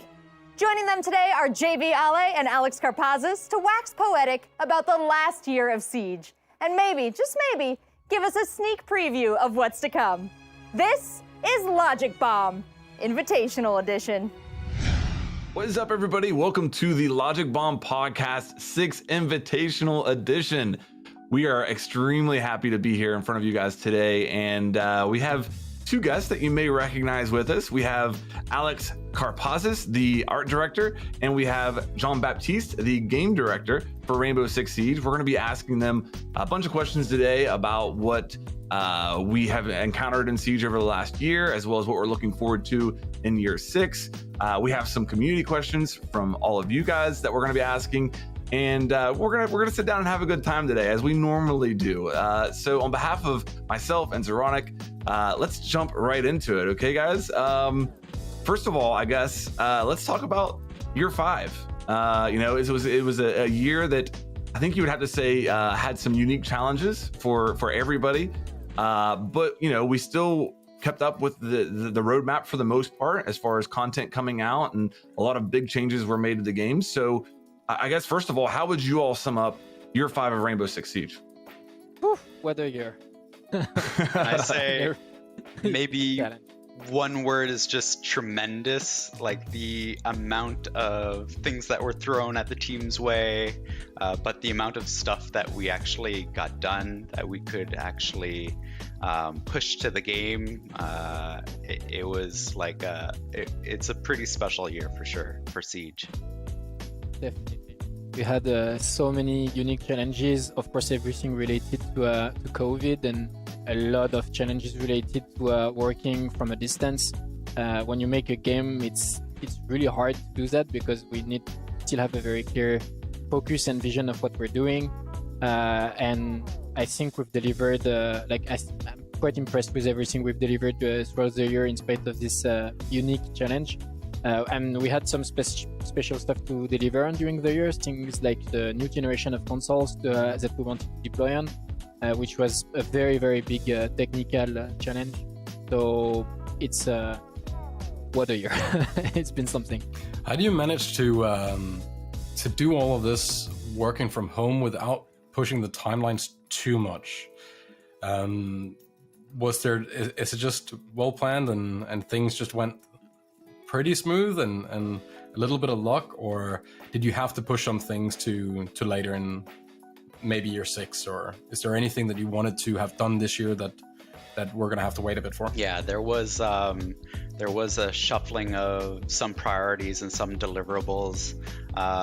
We seem to talk about it quite a bit when we talk about like our cell structure and how the team is kind of configured. It's probably one of the biggest proofs that moving towards this has actually helped us keep momentum. If we're in the position we were like 2 years ago, where we're this giant monolithic team with really rigid schedules and reliance on deliverables, I don't think we could have done work from home at all. And so actually being more flexible now, letting teams have a lot of control over what they're delivering and making sure that they're independent enough that they can deliver on their own, I think is one of the biggest things that saved us with this kind of pandemic switching of working from home, for sure. I'm with you on that. I definitely feel like it had a huge positive impact on how much we could adapt to this new constraint. One of the things that I remember from a year ago at that invitational, when we were talking about the year 5 reveal and what we could expect this year, was, you know, a lot of emphasis on year 5 being a year of transition. And, you know, I think that probably in your head, you were thinking about the next generation of consoles and that type of transition there. But are there other examples of transitioning that you did accomplish this year? And what, like from a player's perspective, what does that year of transition mean, I guess? I think you've seen some of it because typically we've switched to a model where we deliver less operators per year, and that's something that is user facing, but where we focus more on other aspects of the gameplay. I think we've seen just the beginning of how much we can deliver on these other gameplay aspects, and we're going to talk more about it during the year 6 part of this podcast. But it's been a transition where I think a lot of the positive outcomes and impacts of this transition have yet to be completely understood for users. I think the biggest thing is as well just opening up the idea of what we can deliver in a season. You're seeing things like our new ping system that came in this year, new sites and sensitivity settings, accessibility settings. These are all things that we wouldn't have thought of as like a general deliverable for a season, on top of a new operator, on top of a new map work. So the transition really has been what can a new season bring to the players now? And that no longer is the idea of an operator and a map and bug fixes. It's much bigger than that now. Even though it's one operator per season now, it's more content and more work, I'd assume, as well. Adding like in new ping system, heartbreak gadgets, all of this extra stuff, because that faces every player, no matter if they play the new operator. So I assume it's a lot more densely packed in terms of work and how much you have to test it and how long it takes to get ready. And it's less, it's even less comfortable than just delivering operators. It's not that it's easy to deliver operators. I'm not going to say that because it isn't. But at least we're in like when we're doing operators, we're in known territory. When we do something like the ping improvement, we're in uncharted territory.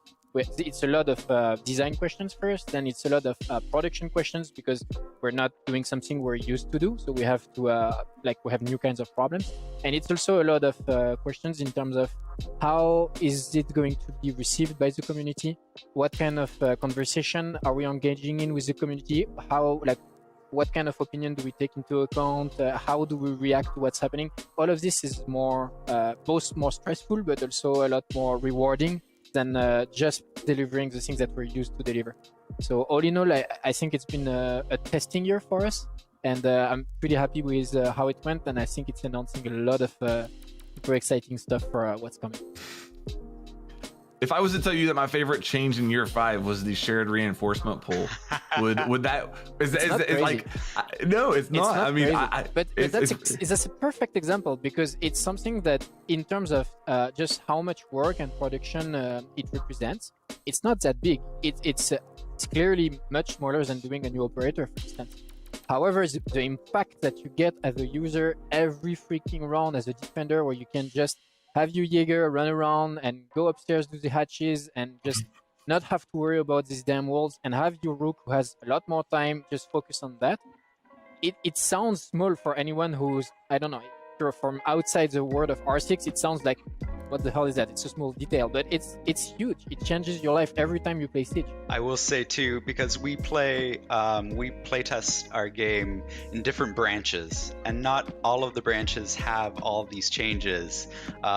Sometimes we're playing a different branch. There's no shared reinforcement. There's no increased reinforcement speed, and you cannot go back. It feels awful. And you're like, how did this never happen before? So yeah, changes like that bring so much to the game. And because we've kind of blown the lid off of what it means to integrate new changes every single season, this year has kind of confirmed that big change can happen in smaller packages.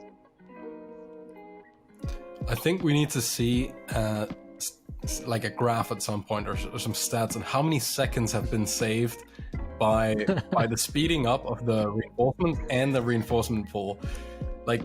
That's got to be a couple full years full of work. Probably already, just within the span of when it came out to now. Yeah, lifetimes. Yeah, no, it's a massive change. All right, well, enough about the past, okay? Well, let's get into year 6. And I think, you know, we're going to have the reveal later today where you're going to go over a lot of big stuff. But I think the big thing that I want to know from you guys, how are we transitioning to year 6 from year 5? And, you know, what does that mean to you?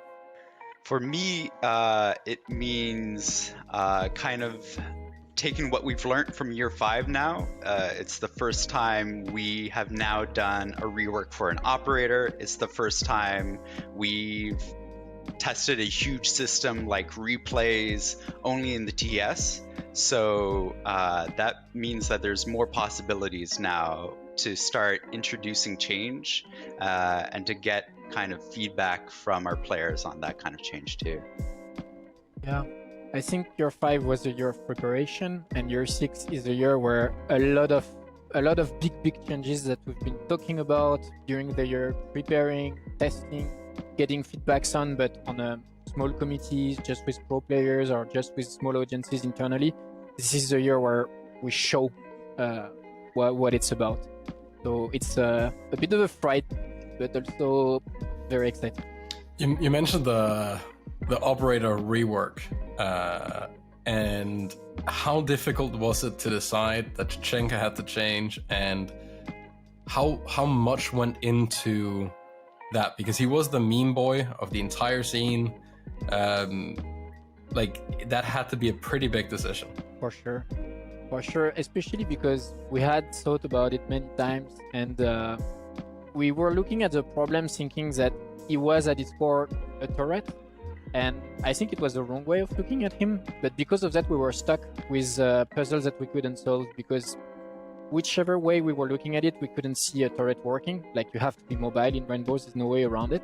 And what I really like about what happened with him is that we gave that puzzle to our balancing cell in Barcelona, and they looked at it from a different angle, and we decided together to keep his identity, his lore, like who he is. But we decided that who he is isn't the turret, and that it could be another gadget, and he could still feel like Tachenka. And I'm super proud because I really think it worked. I really think it paid off. But if you were to say, like, how hard of a decision was it to say that we needed to change Tachenka, I think it was one of the easiest decisions we've ever made. Yeah. Like, Tachenka has to change. Yeah, for sure. Right. The difficulty was on how, not on taking the decision to change. Exactly. Like, and Tachenka's really special because this is a character that has been built up by the community. Like, despite him not being effective in the game, he's this larger than life individual. So I think from an identity point of view, that was the harder decision. What stays the same? What can we change? And the balance between those two. Well, Alex, from an art director standpoint, whoever created the teaser video of Tachanka rework with the jets and the horses, more of that, please. That was awesome. That was really cool, and I think it really added to the excitement of the rework. In all honesty, so I think that, you know, that was definitely something that sticks out to me, and something that, you know, whenever you think about like the Tachanka rework and all the changes in year 5, to hear, you know, JB talk about year 5 was a year of preparation, year 6 is when things are really going to hit, man, that's got me excited about what could be coming this year. We're going to move on to a little bit tougher topic now, and I think that it has to be talked about, that, you know, there is a problem in not only Siege but in gaming in general right now when it comes to cheating. And cheating comes in many forms. You know, you can see people actually using cheats in games in the forms of like wall hacks or aimbots. You can see cheating, people using mouse and keyboard on console, people, you know, manipulating matchmaking with Smurfs, people just being toxic and team killing. All that stuff you can kind of throw into one pile and say that, you know, Siege deals with that just like other games do. What can we look forward to in year 6, or what's on your mind right now for how you're trying to combat cheating, toxicity, and all those issues that we see within Siege?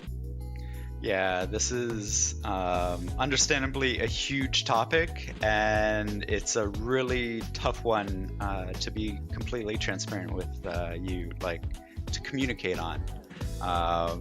But I think Half of it is just us being open about how difficult a subject like this is, and to maybe give a bit more context to it as well.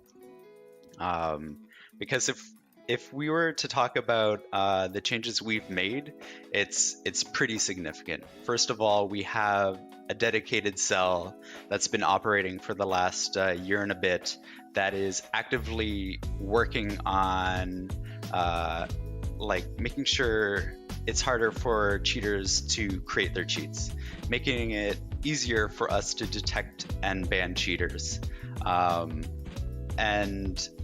And like, if you were to say, like, maybe you even remember there was like a cheat where you would vault and teleport. Something like that. Yeah, we had to deactivate an operator in our game as like a measure just to make sure it wouldn't happen, and that took weeks for us. Now on our side, it takes like less than a week. Sometimes we're catching cheats that are not even available to the mainstream public. And it just means that, you know, we're never gonna see, or we're never gonna expose that kind of information to the community. But whether the community doesn't know it or not, we've like, the team's been doing incredible work. At the same time too, when somebody talks about cheats, I know for me, I usually think of like somebody on their own developing these things, having fun, and maybe releasing it on the internet, and letting others kind of like download it and do what they will with it. That's just not the case anymore, where this is now a business. People have made cheats a business. We are now working against teams of people who it is now their profession to develop these cheats, sell them for like $400, or even create like a Netflix subscription model of cheats where you just subscribe and you get your monthly cheat delivered to you that you can play around with. So the fact that this world has kind of developed meant that we had to change the way we attacked it and make sure that we can start dedicating resources to it, so that we can combat it. Like, the fact that it is such a huge business means that it will be a constant battle for the team to stop every single cheat that comes out as it comes out, or if they figure out other exploits. But the fact that we have now taken this kind of shift in mentality towards it means that we can do a lot more, a lot quicker, and even kind of throw as many wrenches as we can into maybe cheaters developing work. The reality is we can't communicate on a lot of these things because it exposes our tactics against destabilizing the cheaters. It also exposes our team, like there is security risks in that as well. But the fact that it's still evolving on our side and we are still pushing resources into it more than we have ever before, hopefully is something that the community can appreciate. We will continue to deliver updates on what we're doing, what the team is trying to do, as much as possible. Like, as much as possible, these people really care about this work. We have programmers who delight in kind of squashing every single cheat, and then the cheaters will then figure out a way around that, and then it's this vicious one-upmanship. Like, we have some amazing people who make it their work to fight this now. So in the grand scheme of things, yes, there's a lot of progress being made, and maybe like, if we can say, like, give numbers at least, like, we've banned 44% more cheaters this year than we have the previous year. And we can now, with data models, and we're starting to create a lot more new data models so that we can automatically detect cheaters. We can give out bans 80% faster than we could before as well. That's something that matters a lot, and it's not something that's necessarily super clear for people who don't know a lot about how we fight against cheaters. But traditionally, the way you would catch a cheater is by getting pretty much the person with the hand in the bag. You know what I mean? So a clear proof that the person is cheating. But the thing is, a bit like with the IRS in the US, you're getting people who are looking at, okay, I'm not just gonna try to see the proof of the stealing, for instance, but I'm also going to be looking at the behavior of the person. Okay, that's strange. That person is behaving like she is incredibly rich, but actually, when I look at his revenue, it's not that rich. So there's a mismatch between both, right? This is what we're talking about when we talk about data model. It's like looking at how the people behave and thinking, okay, this. Maybe we don't have a clear proof of cheating yet, but we have a very good reason to be super interested in that person. And by doing that, we get much faster at catching people. And it's always a battle of speed. So that's a really important evolution of how we fight against cheats. With all these ideas, there's been since the release of Siege, there's been a lot of good ones. There's been a lot of good stuff happening. There's also been some not so good ones every now and then. So I'm gonna give you both the chance to answer this one. What is your proudest moment since release for Siege, and what is the biggest blunder? This is one of the community questions. We would never be this man to ask this. This is from the community. And I'm definitely not really happy asking this question. So it's a great I'm question. looking forward to the answer. It is to a this really one. good question. I know on my side, something I'm really proud of for the team accomplishing at like a very early time in the project is the diversity of the cast, visiting all these different nations, trying to have as much representation as possible. It's I wouldn't say it's not like something super rare, but it's something that I value immensely on a project that's gone on as long as this. Since day one to now, like the places we've gone, the people we've been kind of valorizing as like these heroes. I'm super, super proud of the team just coming together on that and reaching that kind of that roster that is amazing. Everybody can find someone in that roster to kind of appreciate or gravitate towards, and to me that's something really special. On my side, I think. Sorry, go for it. Oh yeah. Let me answer the other part. Yeah, sure. He was trying to dodge it. He was trying to dodge it. Look at Thanks, JP. This one. So first, it has to be said that yes, we do make mistakes, but I think the most important thing is that we learn from them. Like everything we do, I feel like we don't just say cut our loss, like leave it at that. We internalize it and we improve it. Like that's the only way this game is going to live on, is if we just take what we have and improve on it. So having said that, I think the Hereford rework was one of the biggest learning experiences for the team.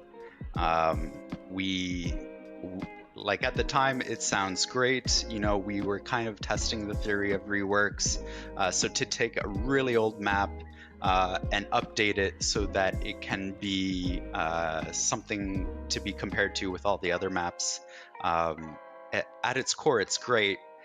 Except you put in, like the team put in so much work. It's essentially a new map. And along with a new map is all the other things that come with it, like you learn about problems with objective placement or runouts or spawn peaks, navigation. Like it's really, really tough to improve a map if you kind of wipe the slate clean and then revisit it. And like the team, I think, took that really, really to heart when we got the feedback from the community, from the pros after playing it. And we started to double down on keeping what makes a map special and what makes it work, and then adding that layer of polish on top of it to make it competitive, or to at least to make sure that it's fun and enjoyable.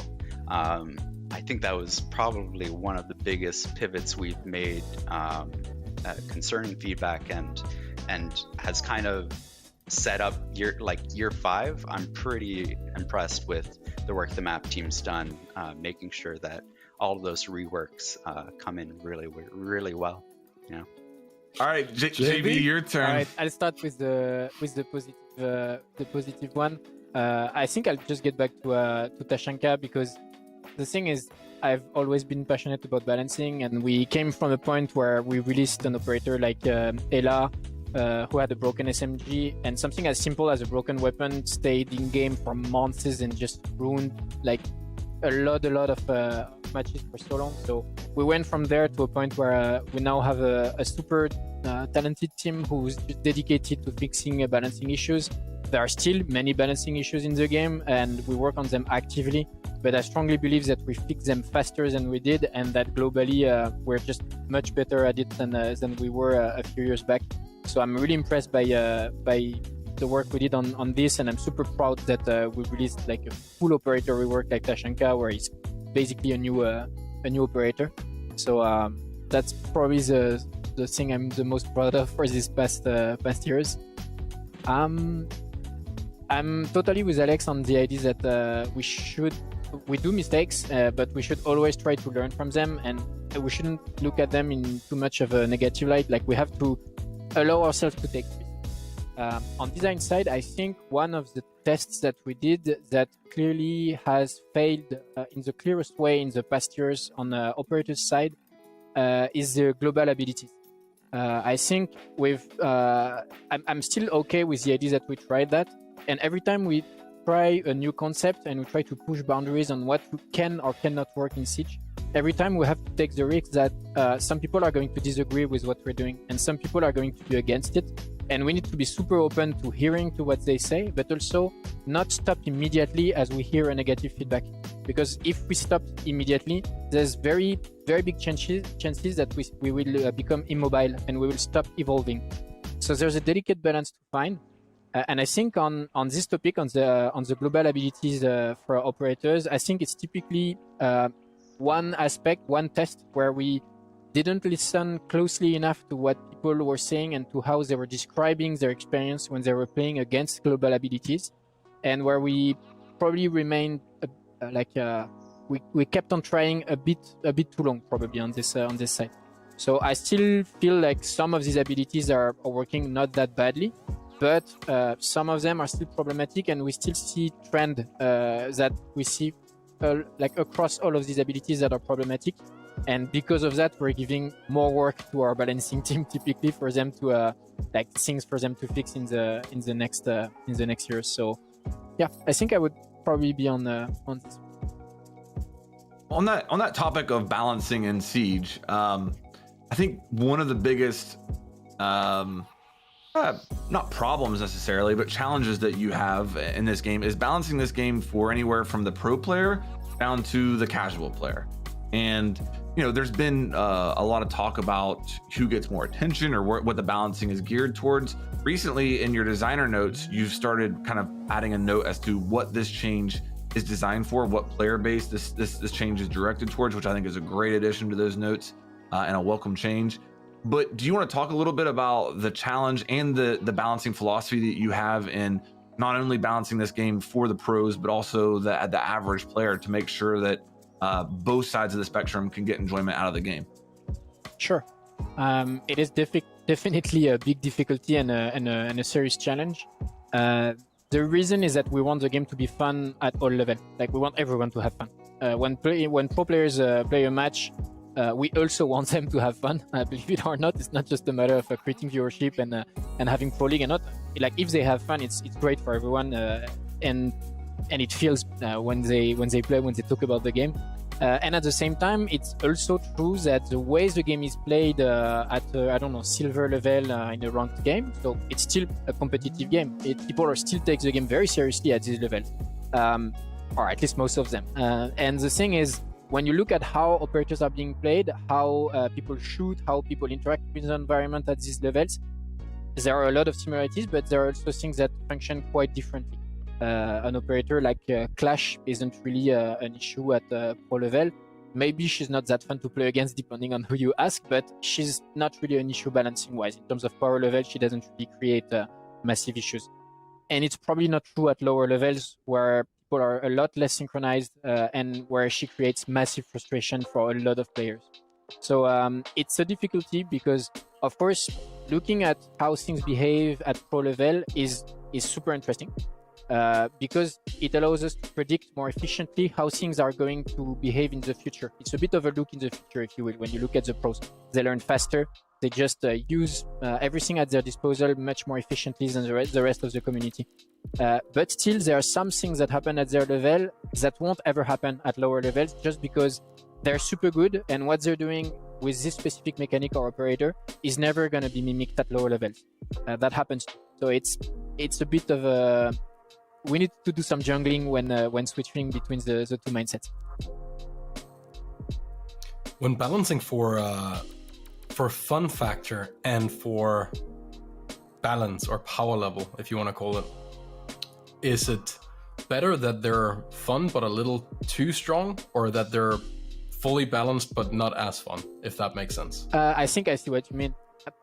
So fun comes first. Like we want people to have fun, that's for sure. And there are some imbalance that you can accept or that you can even create voluntarily because at the end of the day, they're more fun for everyone. That can totally happen.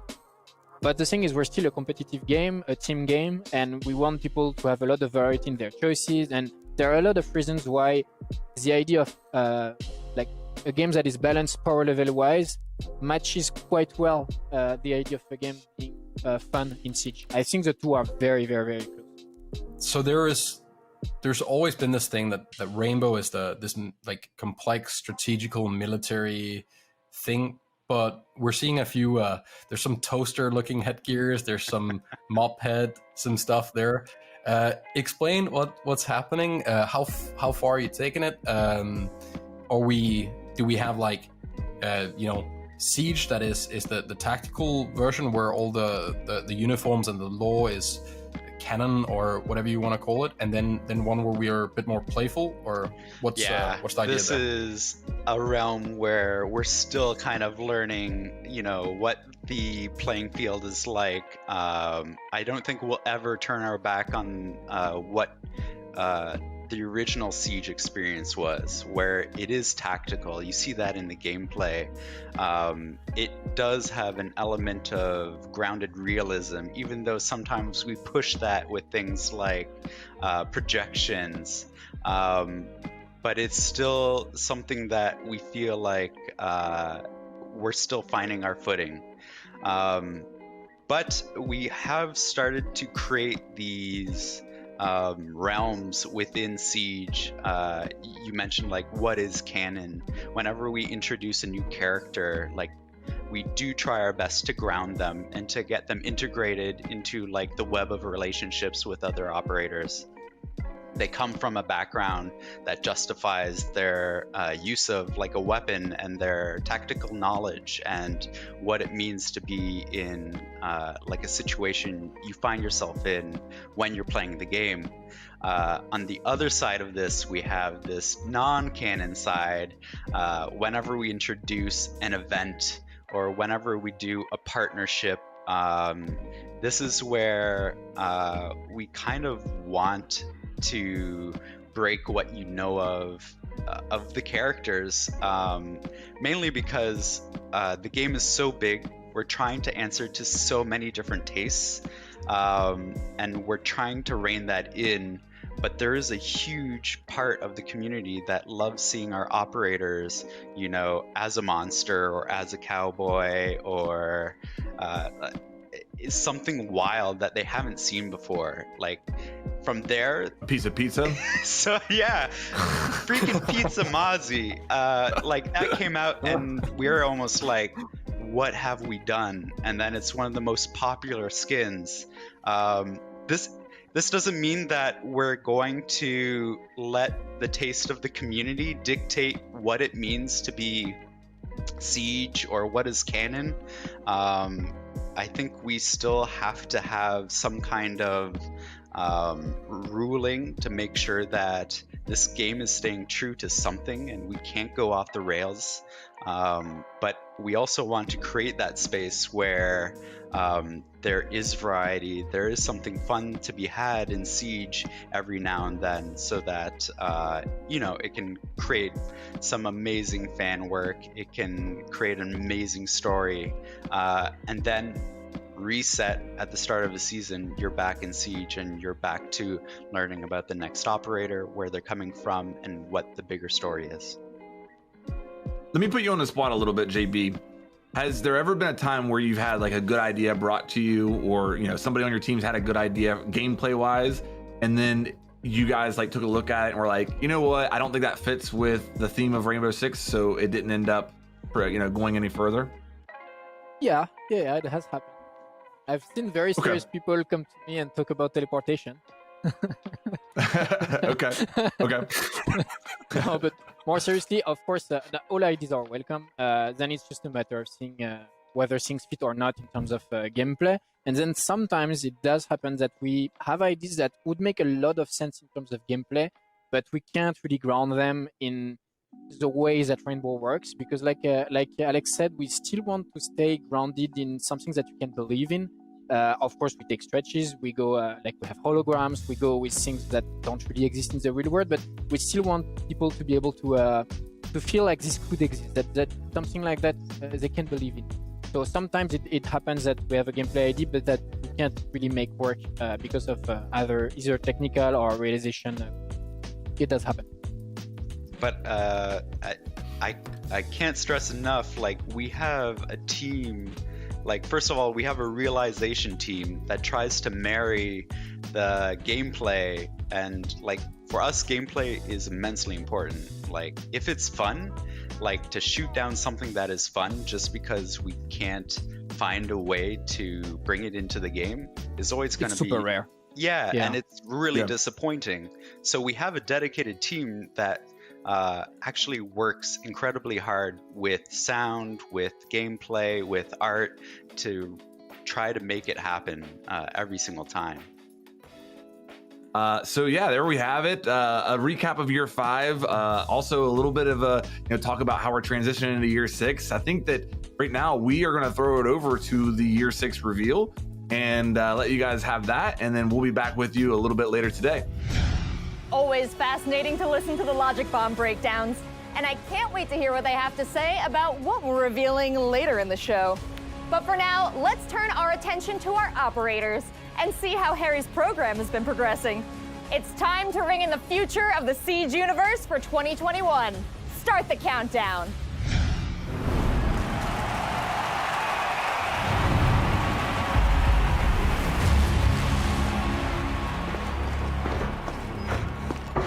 Ready to boost. Hold up. Mirror shield is active. See if you can flank her. No time left. Send Finka in to distract them. That's not happening, Callie. Copy, Ash. Going in.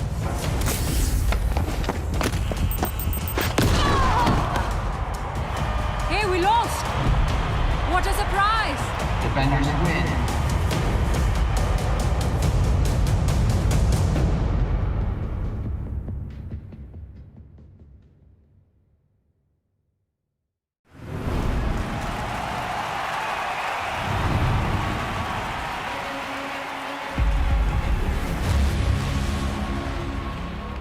Congratulations on the victory. Well done. Thank you. I'm pleased with the outcome. Let's talk about what happened. Vigil's very aggressive. His team is no different, even on defense. They weren't going to wait for us, so we waited for them. And how did the match end? Nomad's air jab saved the day. Legion rushed in, but was blown back. Easy. And then? I ordered Nomad to defuse. The rest of the defenders were too busy attacking Montaigne to do anything about it. What are your thoughts on your next match? Team Mir is undefeated. They'll be much more conservative than Vigil. We'll have to advance quickly before they can dig in.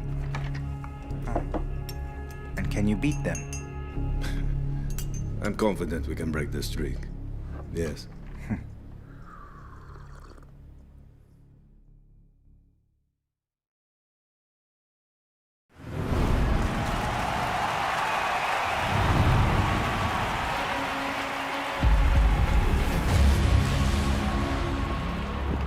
That was your last chance to turn this thing around.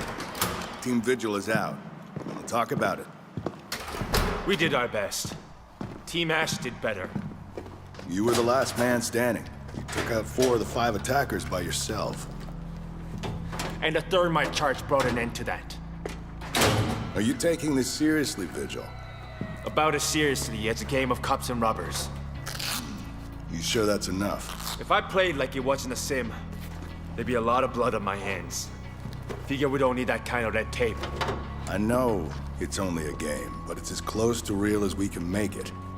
Maybe you can improve your suspension of disbelief a little bit next season. Be careful what you wish for. Why's that? Improving my suspension of disbelief might result in Muzzy being sent back to Australia in a box. I can't tell if you're joking. I rest my case.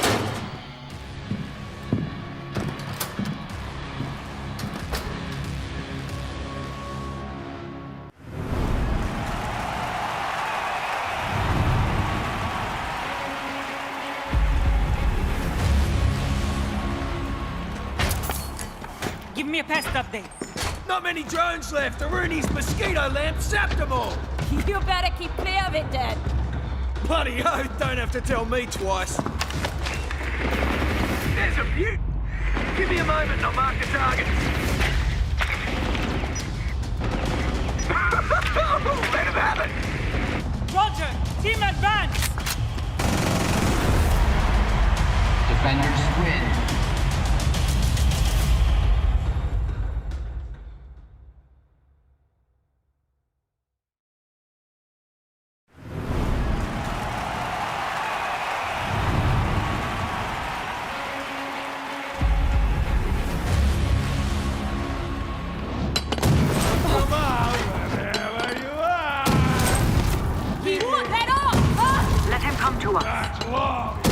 He's going to get lucky eventually. We gotta take Tachanka out. I've got a glimmer over there. Just wait for it. Why didn't you say so before? You didn't ask. Don't be afraid. Hiding. It's not far. I can't hear anything. That better, Doka? Yeah. Thanks. Attackers win. Good work, Callie. Keep the rest of us in the loop next time. Sure thing, boss.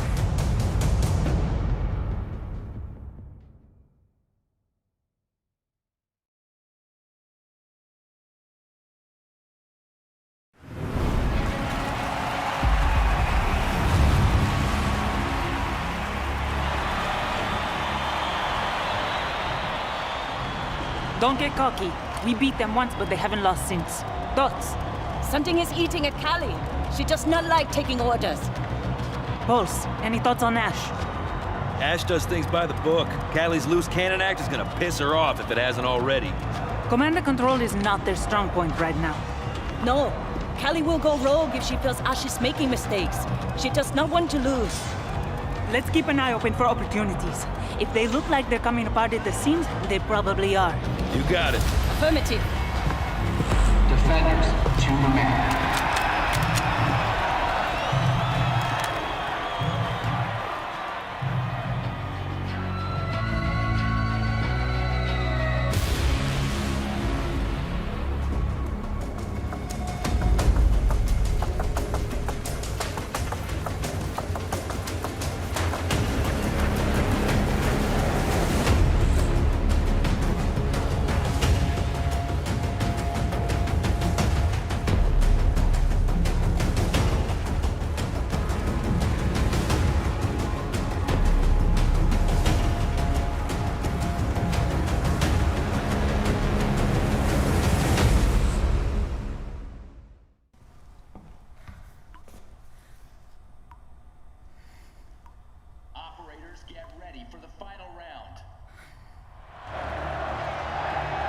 Watching overtime. Team Mira ties the game.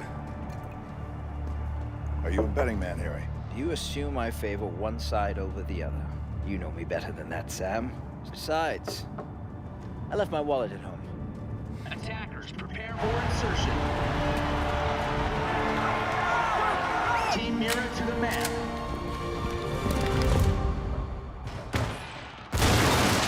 Team Ash has breached the map.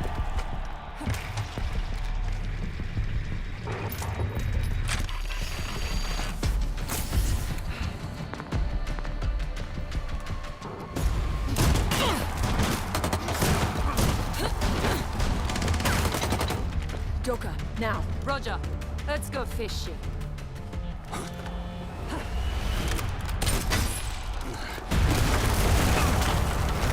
Good to go, Jordan. Copy that.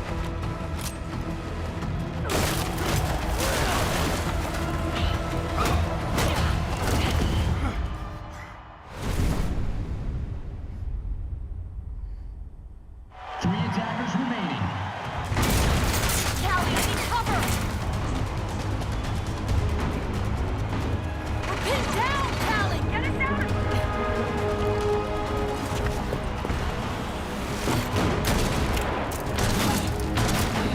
Ellie! What the heck is going? Giving them a clear target. Come out and play.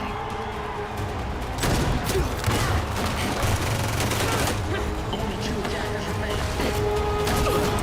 Two defenders remain on the map.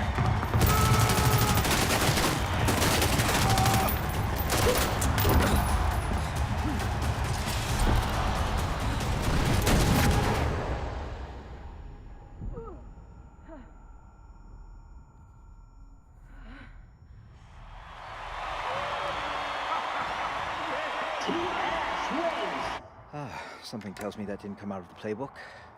Not in our playbook, anyway. Something tells me this fight ain't over.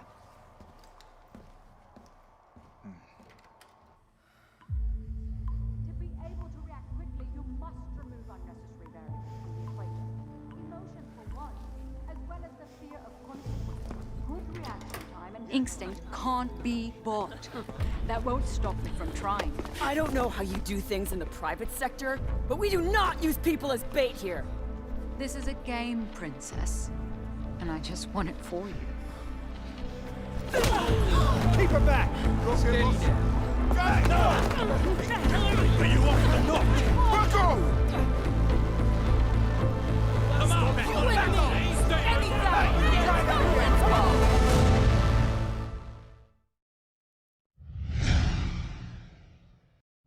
Now it's time to set our sights on what's to come. 2021 is going to be a massive year for the evolution of Siege, and the entire team has been diligently preparing for this very moment. So now, without further ado, our dev team is proud to introduce their vision for the future of Siege.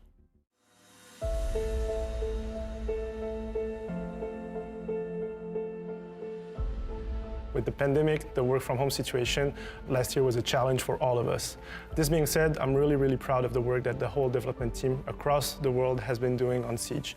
We've brought amazing content during year 5 and hope the players really enjoyed what we brought. Starting in year 6, season 1, what we're going to be doing is having the operator inside of the battle pass as the first reward alongside its exclusive headgear and uniform that usually was in the year pass. Along with that, we're extending the period going from 1 week of early access to 2 weeks. And this 2 weeks period is going to be tied, all of this at the same price for the battle pass. So during year 6, we're going to have our new operators, obviously, every season. These new operators, as I said, are going to be in the battle pass. In season 1, we'll be going into Argentina. The second half of the year, we'll be visiting Europe, so Croatia in season 3, and then visiting Ireland in season 4. And in season 2, we're really excited. We're going in the northern prairies of North America. Our newest operator will be from Dakota, which are indigenous people from that region. Also, along the year, we'll be shipping our usual map reworks. So in season 1, we're going to be starting with Border. We want to make it even more competitive than it is today. Season 2, after the house rework that we done last year, we want to do another casual rework. What this means is that we're going to be going and heading into Favela. In season 3, we're going to be trying something different. Instead of having one big map rework, we're going to be doing small reworks on multiple maps. And in season 4, we're actually going to go back to Outback. As always, we're going to be having our seasonal event every season. Alongside, we're going to have arcade playlist, so small gameplay laboratory. We're going to be trying new things, so look out for those. During the year, we're also going to be bringing core gameplay features and content in the game. We really want to use the test server to iterate on those, and once it's ready, ship it on live. The quality of service that we're bringing to the players is of the utmost importance for us, and we really want to keep focusing on this and make improvement into the connectivity and DDoS issues that we had for the past years. We're changing a bit how we're going to use TS. We're going to push things that are far from over, and where we need feedbacks as early as possible to adjust things in advance. So it's very possible, for instance, that you see some very big gameplay systems land in the TS, but not come in the live version of the game before at least 2 more seasons, because we want to take the time to adjust them based on feedbacks. I think we have 2 major opportunities and way of improvements during the next year. I think the first one is going to be less downtime. And the second aspect would be onboarding. Being more welcoming to new players is also something that we believe is very, very crucial to the future and success of our games. We want the game to be really nice to play and nice to watch, especially when it comes to downtimes. When you play the game, I think there are moments where it's really tense and you feel like you're really pulled into the action, and that's mostly during the action phase. But during other phases, like the planning phase, the prep phase, or everything that happens after you die during a round, it feels like very often you don't have that much to, not that much that can really influence the outcome of the round. So the general idea is that we want the players to be able to have a clearer impact on how the round is going to end. Whether during the planning phase or even during the prep phase and the activities after this. The imbalance in favor of defenders has become an issue. It's really hard to attack in the current metagame.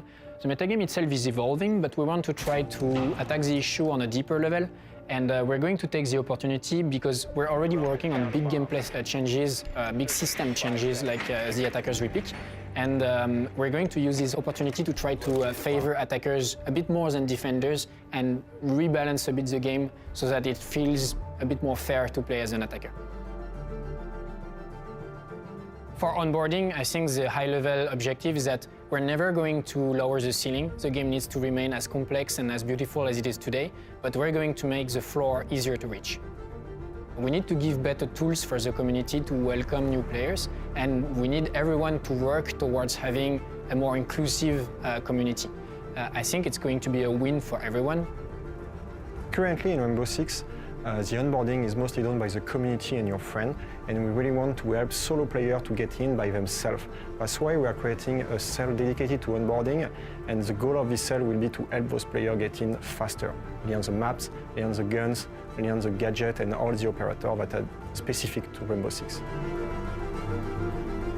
So rank is currently our most competitive aspect of the game that you can play right now, and we really want to improve it.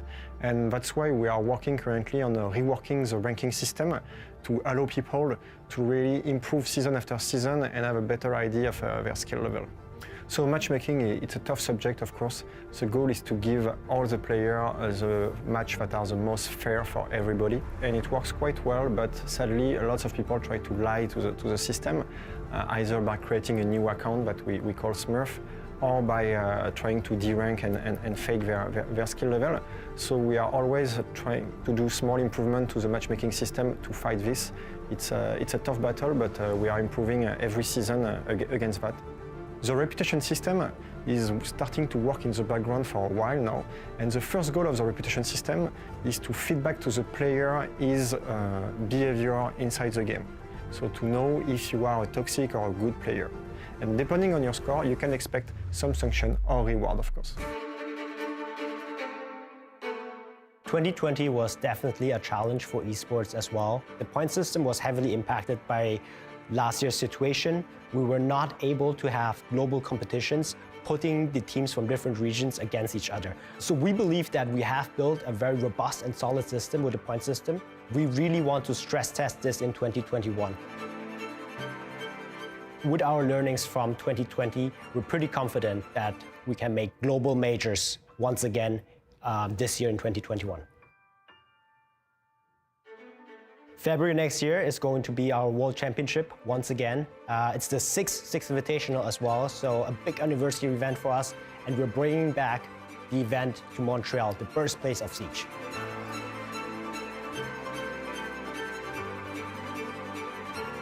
We have still a lot of work to do, but I think the creativity that this game brings is unmatched. And I see that Siege will continue to grow and to stay the best possible.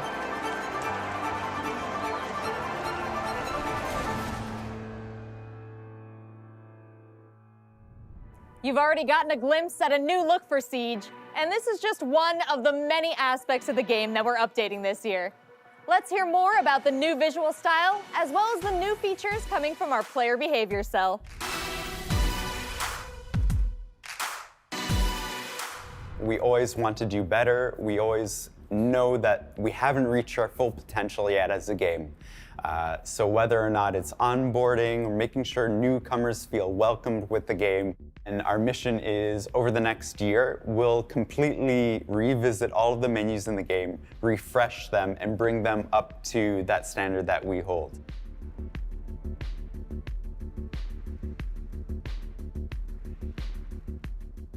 On top of that, we also have a new logo, we have new key art, and we're very happy with it. This is a high energy, high impact game with a diverse cast of characters and gameplay.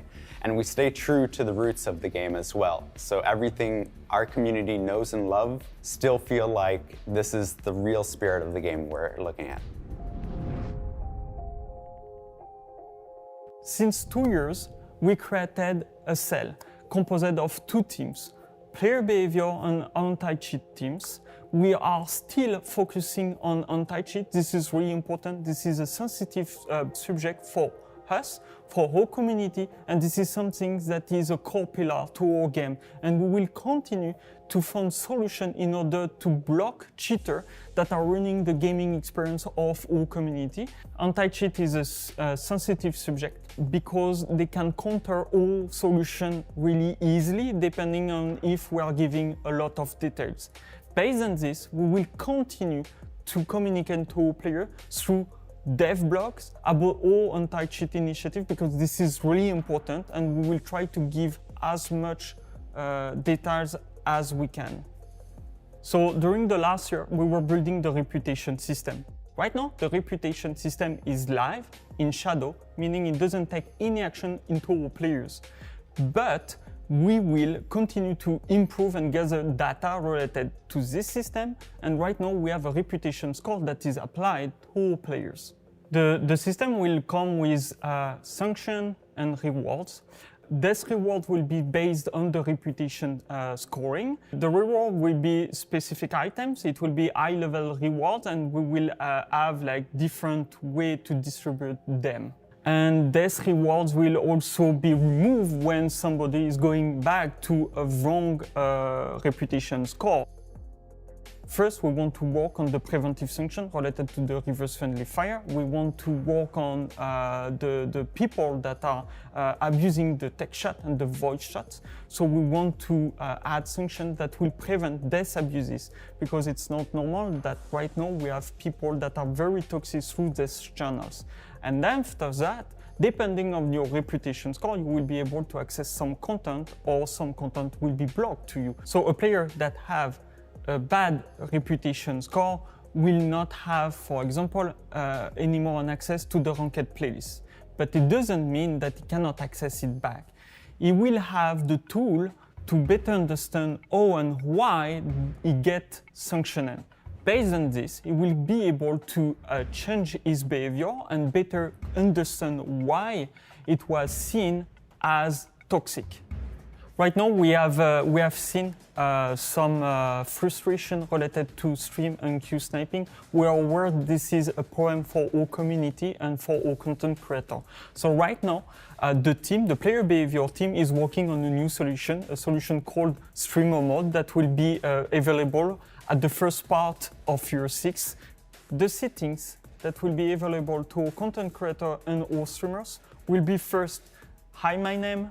They will be able to hide their region and pings, but also they will be able to hide everyone else, in order to prevent Q sniping, be able to have a hidden matchmaking delay, hide clearance level, and they will be able to hide the profile image.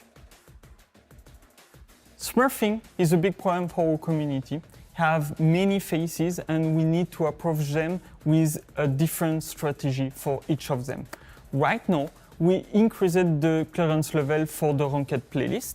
We will also add some restriction to the ranked playlist in order that players that were inactive or got their account hacked or an account that has been buried cannot come right now to the ranked playlist without a play experience in other playlists. And after that, we will also control a bit more how we are giving XP in terms of PvE, just in order to have a better cohesion and a good experience for everyone. When we made the decision last year to deliver just one new operator per season instead of two, it allowed us to create new cells within the team to focus on the way the game is played outside of the action phase. This led to some interesting opportunities and opened up new avenues to address the balance between attackers and defenders. Let's hear more.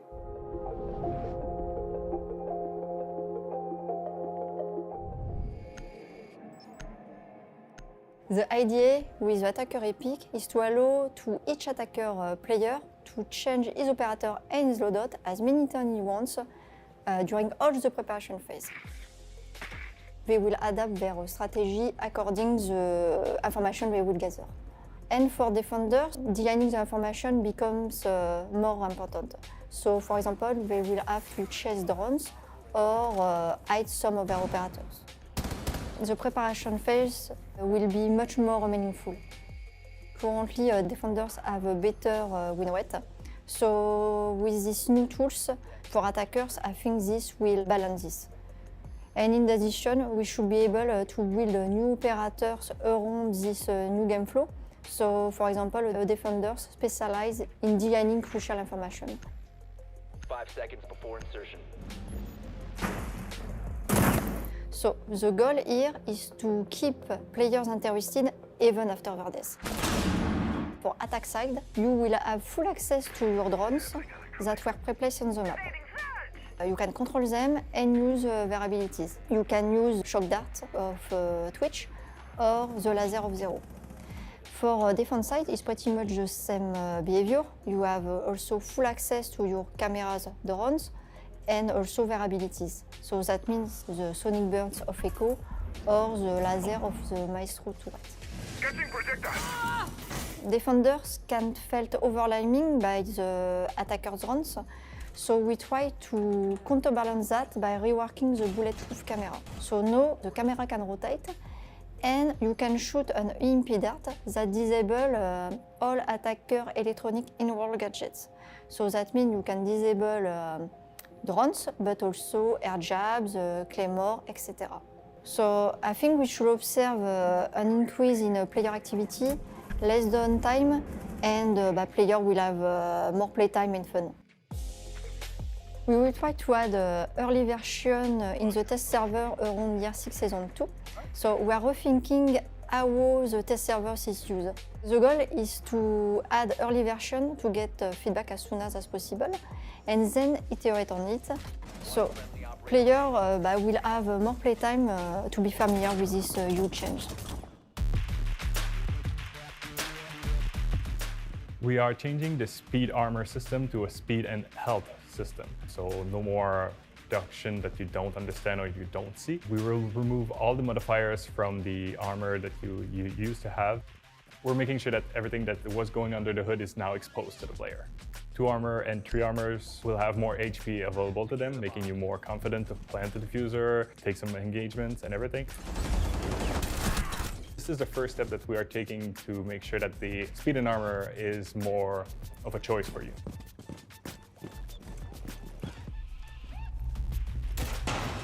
We will introduce the Gun 6, which is a hybrid between a weapon and a gadget. It will replace your secondary weapon, but it will shoot something that will destroy bulletproof gadgets.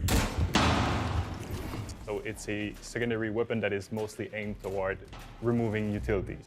You will have one shot. It will travel straight, just like Ash launchers or Kali's lance. One of the things that this weapon does not have over secondary pistols, it doesn't bring you the speed movement modifier that you usually have with a pistol. Drone activated. If you bring this up in a firefight, you are most likely toast. So that's one of the balancing thing that is super interesting with the Gun 6. It's you make a choice over reliability or removing utility. We can't talk about tackling the 20-second meta without talking about Goyo and how he's going to be rewarded. First of all, we are removing the shield. There won't be any shield, it will be only the Vulcan jerry can that you will have in your hands. You will be able to deploy it similar to an ADS, bulletproof camera.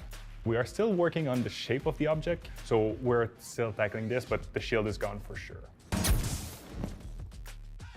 Lucy is one of the other worst offender for the 20-second meta. We are keeping the behavior mostly as it is, so you enter the range, it starts emitting sound and slow you down. But when it becomes active, it will expose a weak point. You will be able to shoot it, destroy it. So we keep the mind game or the baiting game that we have with this gadget, but we're making sure that you don't feel helpless when facing this gadget. We are bringing a small nerf to Mira and Maestro. If you get close to an evil eye, you can melee it to remove the vision completely. Maestro himself will have to open the evil eye to see through, or to ping, or actually shoot with it. And the same can be applied to Mira's window. If you go on the black side and you melee it, you will remove section of vision for Mira on the other side. We have Fuse that will receive some changes along the way. We want to make sure that the gadget is more useful all the time. We also have Finka that will receive some changes to her nano boost. She will be able to use them once she's down herself, so she will be able to raise herself back, similar to what we have with Doc. So far, we've covered a lot of what's to come for Siege, but we're not done yet. We have more to share on the tireless work our teams on the technical side have done to improve the quality of life across the board. And because we always like to send you out with something special, not only do we have an update on Elite skins, but we are also excited to reveal a few very cool partners we're working with this year.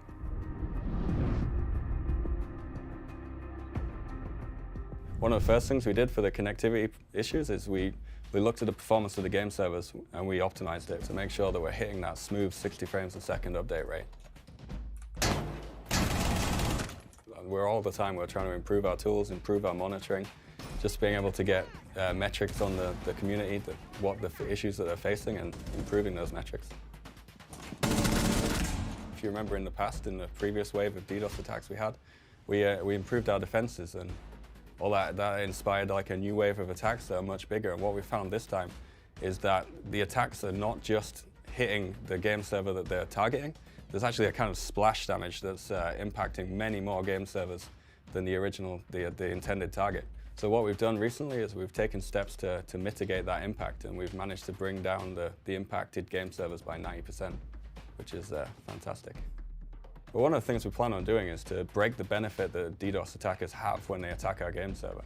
And to do this, what we're going to do is we're going to pass different address information about the game server to each of the teams. That way, when one of these addresses is attacked, we can tell which team attacked us, and we can make sure that they don't benefit. So a game as successful and long-running as Siege obviously has many content updates, and each of these updates increase the base install size. So we're actually using some cool new texture technology to reduce the size taken by the textures without losing any visual quality. So we're also looking to download customization items on demand rather than include them in the base install. This should drastically decrease the size of the install. The smaller our game is, the easier it is for our players to try out and become lifelong players.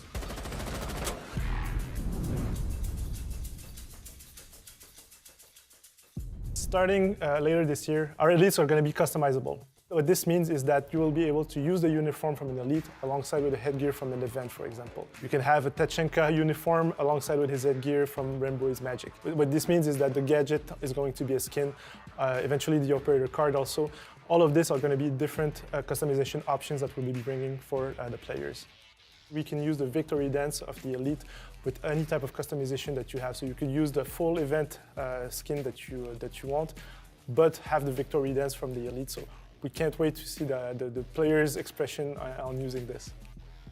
We took a look at the excitement that Lara Croft, for example, brought out last year, and we wanted to find new partners for this year. We're really excited to partner up with Capcom for one of the biggest franchises in the gaming industry. From Season 1, we're going to have an Elite skin on Jill Valentine for Zofia, but it's not all. In Season 2, we're also going to have another Elite skin from the Resident Evil franchise, but stay tuned for more information on this.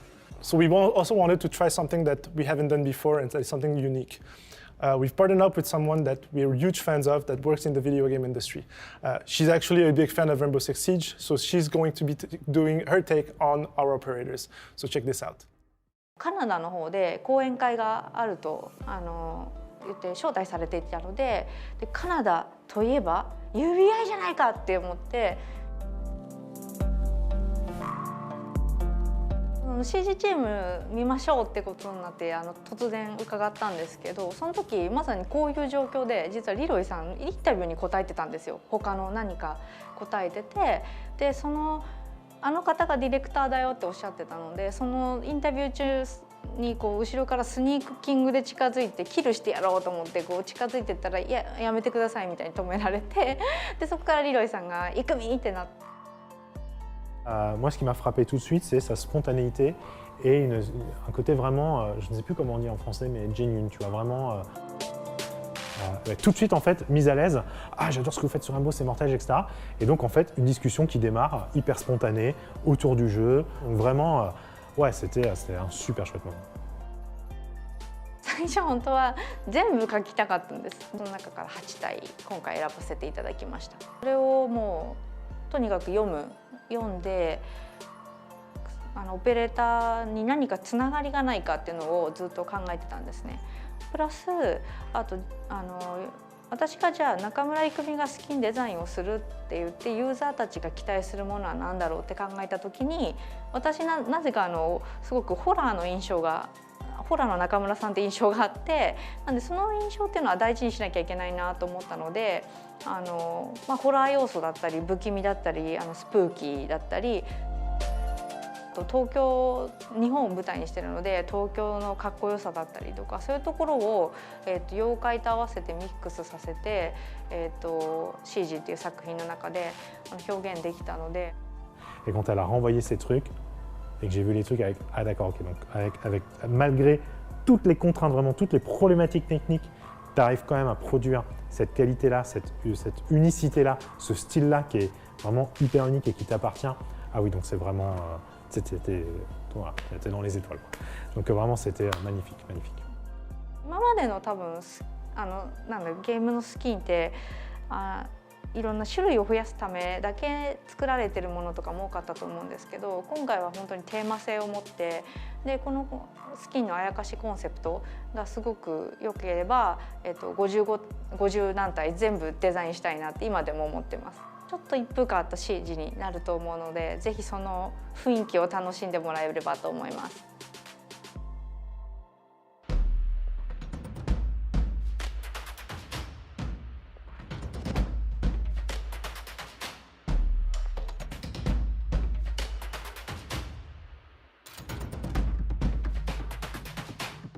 We're also working on something else. We can't really talk about it right now, but we can't wait for you guys to find out more about it. The future of Siege is looking bright indeed. And now it's time to unveil our first season of 2021, Crimson Heist. Chris Waters and the Ubisoft News team have put together a preview of what you'll be able to play when Crimson Heist hits the test server tomorrow.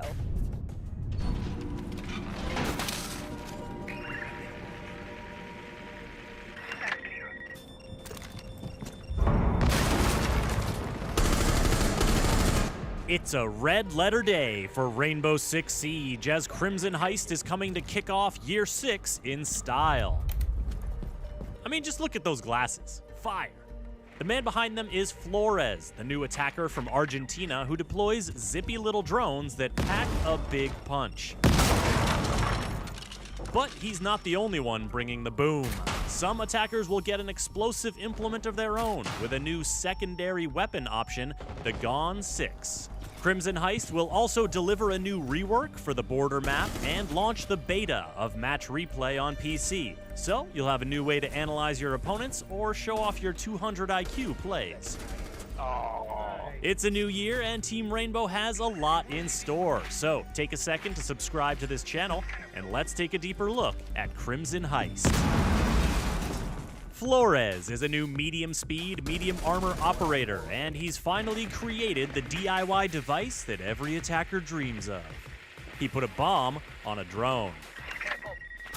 His RCE Ratero gadget can clear out pesky defender obstacles like barricades and shields and barbed wires and what have you. And it can also target gadgets like Bandit's batteries or Maestro's evil eyes to minimize meddling from the defending team. Plus, it's very dangerous for anyone caught in its blast radius, though the explosive timer is long enough for savvy defenders to get clear. Here's how it works. Once Flores deploys a Ratero device, its wheels start spinning, and it moves ahead non-stop until it is destroyed or its explosive is triggered. It can be steered, it can jump, and it can go anywhere a normal attacker drone can go, but it can't reverse or slow down. While moving, the Ratero is vulnerable to being destroyed by enemy bullets, electricity, lasers, and Mozzie's pests, or to being stopped by Mute's jammers. So, players will have to be wary to ensure the Ratero reaches its target. However, once the explosive is triggered, either manually or automatically when the countdown timer reaches 0, it's the defenders that will have to watch out. Engaging the explosive causes the Ratero to anchor. It immediately stops moving, armors itself, and becomes bulletproof. Then, after a short fuse timer, boom. The Ratero's explosion can take a lot of defender utility off the board, and the anchoring feature gives savvy Flores players some extra flexibility. When the Ratero anchors, it sticks to any surface it's touching, and if the Ratero is mid-air, it'll stick to the next surface it touches, including walls, deployable shields, and some enemy gadgets. And though it has no effect on reinforced surfaces, it can open up an unreinforced hatch, or create a big old breach in a destructible wall to give Flores a new route to push with his AR-33 assault rifle, his SR-25 marksman rifle, or his GSH-18 sidearm. His set of explosive Ratero drones, along with the stun grenades or claymore in his secondary gadget slot, give Flores a lot of reach and potential to make an impact. Whether he's clearing the way for his teammates, denying diffuser access in a post-plant situation, or simply out for blood, Flores brings style and substance to any attacking team. If you're looking to boost your explosive capabilities beyond a Flores pick, then Crimson Heist has just the thing, the Gone 6. It's a new secondary weapon option for some attackers that comes loaded with a single explosive round to help you clear out all sorts of bulletproof gadgets. You may only have one shot, but sometimes all it takes is one round to change a round. Speaking of rounds, the ones you've been seeing here have all played out on the new border map rework. Crimson Heist is coming soon to Rainbow Six Siege, bringing the Gone 6 and border map rework free to all players at launch. The new attacker, Flores, will be available at launch through the Crimson Heist Battle Pass as the first unlock of the premium track, and will be available 2 weeks later for purchase with Renown or R6 credits. To keep up with the big changes and exciting new additions coming in Year 6 of Rainbow Six Siege, subscribe to this channel and visit us at news.ubisoft.com. Yeah, defend, yes! He's gonna push either you or pull back. Nice. Impressive. Nice, good job. Top 4 eliminated. This season, we'll see some renovations coming to the destructible halls and perilous balconies of Border. For more on our latest map rework, here's level designer Jeremy Dowsett.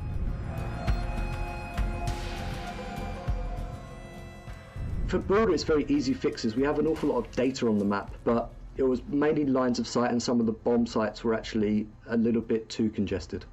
We've extended Bathroom and Tellers and 2 objectives. They're just a little bit bigger now, so it actually aids in the movement for the players. We made Bathroom a little bit bigger, and there's a breakable wall that goes towards tellers now, next to the window. We also moved the hatch around. You could always get pinched in tellers or bathroom, so adding the hatch or moving the hatch in bathroom and changing around some of the walls and extending them, so moving the bathroom more into tellers and moving that window across a little bit, really changes the flow of that area. We also changed Armory Archives. So the room shape has changed a little bit and it's got extended. The covers got cleaned up an awful lot, but we've actually extended it just to make it breathe an awful lot more. So we did touch customs and stock as well. There's less destructible walls, so it's better to defend. It's not easier to defend, it's better to defend, and there's a few more covers, and the covers have been tweaked because customs and stock, I think it was one of the sites that people didn't like as much as the other sites in the map, so we went through and did some very strategic changes. Along with that, vents and workshop hasn't changed at all. Everybody's complaint about Border was always the helicopter noise, and the helicopter noise that was just, you know, very hard to hear stuff inside. The helicopter noise has been brought down, so it's less of an interference when you're actually playing, and the voice that actually you hear over the tannoy system, that only happens now in the prep phase. It won't happen when you're actually playing. So now you'll actually be able to hear when people are coming and when walls are being breached, etc. You'll be able to hear everything because you have less helicopter whopping around on top of your head, and you don't have that guy on the tannoy talking all the time. There was a lack of rotation internally on the map, so we added a balcony across towards east stairs, towards break room. You know, you go from security into break across this great big walkway now that takes you out to east stairs. And it's not a massive change, but adding little things like that really does aid the navigation and the rotation. Cleaning up clutter across the map as well also is a huge improvement because, you know, you learn over time there's lots of props and lots of things just all over the place that just gets in the way of lines of sight when you're trying to fight and when you're trying to shoot. So cleaning those out at the same time was a massive improvement. We added a exterior balcony, so rather than rappel you can actually just go up towards archives from exterior now. It actually aids in getting to the building a little bit quicker. Think of this rework more in the vein of something like when we did Clubhouse or Cafe. Small tweaks make a huge, huge difference.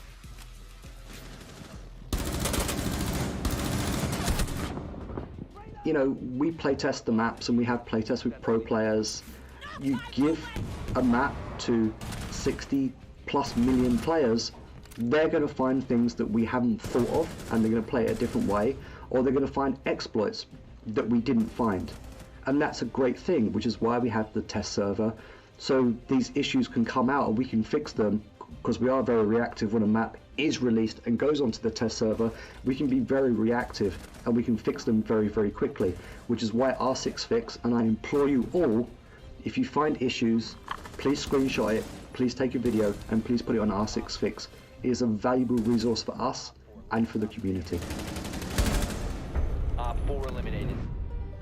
We've given you a glimpse of Flores in action, but for more on our explosive new attacker, here's Emilien Lomé, game designer, and Simon Ducharme, universe writer. I think one of the inspiration we had is from all the past gaming experiences, from like guided device, guided missile, that you would end up in the first-person view of this device and they would move forward constantly and accelerate, and you had to adapt your trajectory to find your targets. And we wanted to introduce something like that in the game. Those devices in those older games are usually like guided missile that would one-shot everyone, and recreating the oomph aspect of those devices in Siege was obviously a challenge. And eventually we retained this very large explosion. We kept it in the device, it's just that to make sure that it would not be too lethal, we added this delay. So as soon as you end your trajectory, you anchor, and you have this 3 seconds timer that starts ticking down.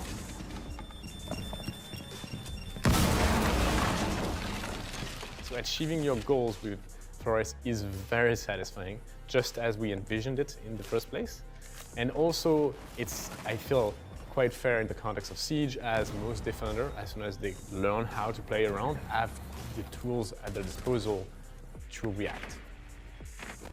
The first, I guess, role is gadget removal, like deployable shield, the Lucy, the Maestro's turret, barbed wire. Second role is to make anchors move out of position. Like there's a lot of very strong defender position in the game. It will be able to accurately place this device under the feet of a defender, and at that point the defender has to move. He's good at clearing the way for others, but others may need to clear the way for his device. I think specifically of electrified barbed wire, and you might need someone else to deal with the battery so that you can access the site. Or you're gonna have to use one of your own devices to get rid of the entire barbed wire. The other operator is going to work quite well with are the breachers. Using the Red Arrow in combination with a breacher is going to be great, specifically against bandits. And once it detonates, it's going to remove the battery, if there is any. And it's going to also, because the explosion is fairly huge, force bandits out of that position, which means that by the time he comes back to the wall to trick, the wall might already be open. However, contrary to Thatcher, he has to get his device in the objective zone, which means that if Bandit himself or another defender is watching, they can destroy it before you get into location. So the two main counters, like mechanical one-to-one counters, I would say are Mute and Mudzy. Mute is going to just stop the device where it is, with the caveat that if you do destroy the Mute, then the Red Arrow is going to detonate eventually. The radius of the Mute jammer is bigger than the radius of the explosion. So if you drive straight to a mute jammer, you're going to be muted before you can anchor and detonate. And if you anchor before that, the explosion radius is going to be too short to actually deal with the mute jammer.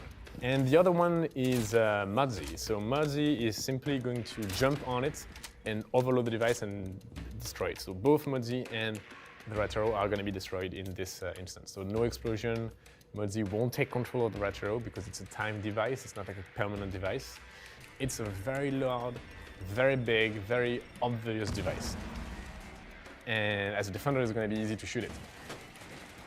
The main counter, if you are a Maestro or Bandit, is to have a friend of yours watching for the drone holes and shooting the device before it gets to you. Johnny, coming, careful.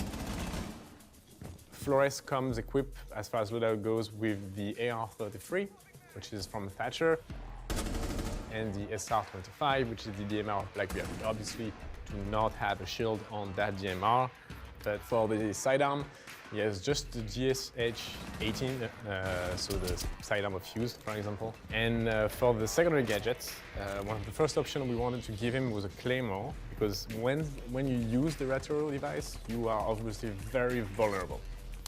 And having a Claymore to cover at least one avenue of flanking on your location felt like it was a very natural fit for Flores. And as a secondary option, if we want to dive more into the chaos potential of the operator, we bring flashbangs. Combining your own Red Arrow and flashing to enter, this can create a lot of movements.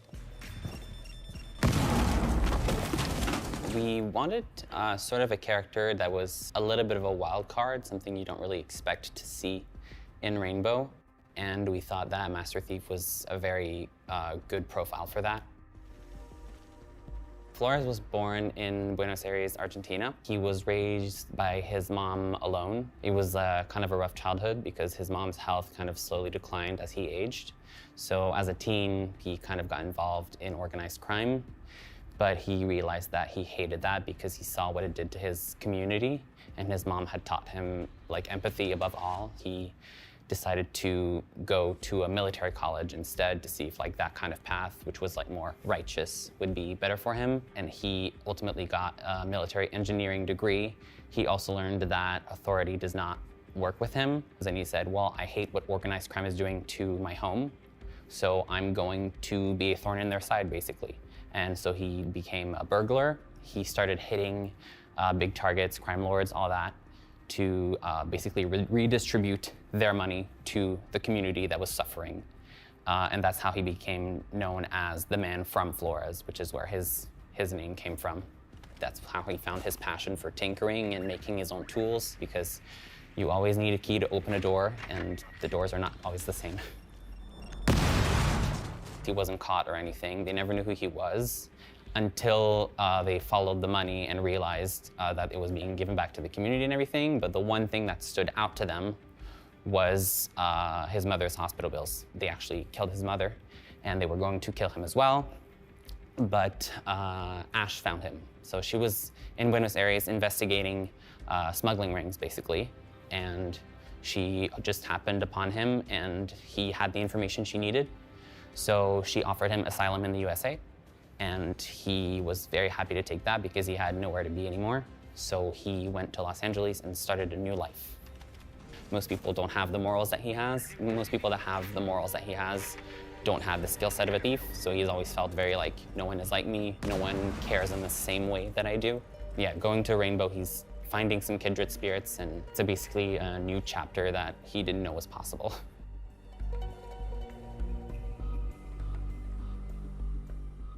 One of the highly anticipated features that we've been working on is Match Replay. And we're excited to announce that this season, it's going beyond the test server. With the help of all of your feedback, we will be releasing Match Replay Beta to all PC players at the launch of Crimson Heist. Here to tell us more are Mihai Lakatos and Wei Yu. So putting Match Replay on the live is actually the big moment for us. We put it on TS, we get the feedback, we improve the Match Replay, we know it's stable, but the big test is always live. When we first put it on the test server, like a lot of people were saying like, hey, it would be nice, you know, where you can select the round or like to go directly to that round. And we realized, like, especially in rank, for example, it can have 15 rounds. So if you want to go to the last round, just skipping 14 rounds, that would be crazy. So coming up, it's you just gonna have this possibility to select the round that you want to go in. So you will be able to go fast forward or rewind.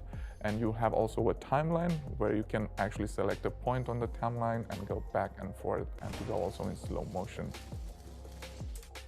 I will take this opportunity to address to the community when you will want to go forward in time. There will be a little delay, so don't worry, we already know it's a known issue. So you just have to wait until it loads when you jump forward, but when you go backwards in time, it will be almost instantaneously. And I know people are very excited and sometimes they're asking, why it's not coming up faster? It's just like we want to make sure our game is robust and also the feature is very stable for this. But first we put it on PC, we want to see how it works, we want to make sure it's very stable, and then we want to also put it on the consoles. I think on the highest level of competition, it will help them to get even better. Just because the replay functionality will give players, analysts, coaches, and the teams to really deep dive into each round, into each match, and see what happens throughout the game. They can analyze the strategies, the timings, the positions of every operator at any given time, and that is huge. Think of a world where the biggest replays, or the replays of the biggest matches in the world, of a major, of a final, of the Sixth Invitational, will be readily available, that you can really watch and tune in and relive that moment as the player. I think that's probably a mid to long-term goal, but that's our ambition, and we want people to go into those replay files, be able to share it, and maybe even for us to publish this for the wider audience. Regardless if you're a beginner, you're just learning the game right now, if you're a casual or if you're a pro player, if you're a content creator, if you're a caster, regardless what you are, please try this feature. It's awesome, it's really nice.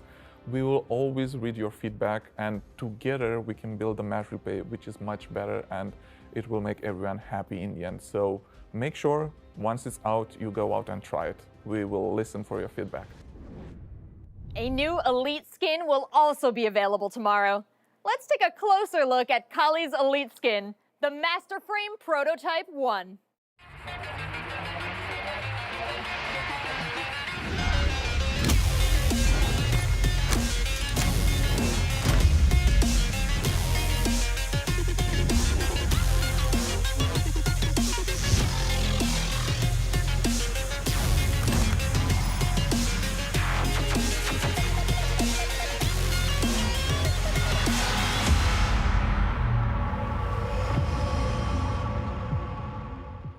Crimson Heist is dropping tomorrow on the test server with the reworked border map, Operator Flores, and Match Replay Beta.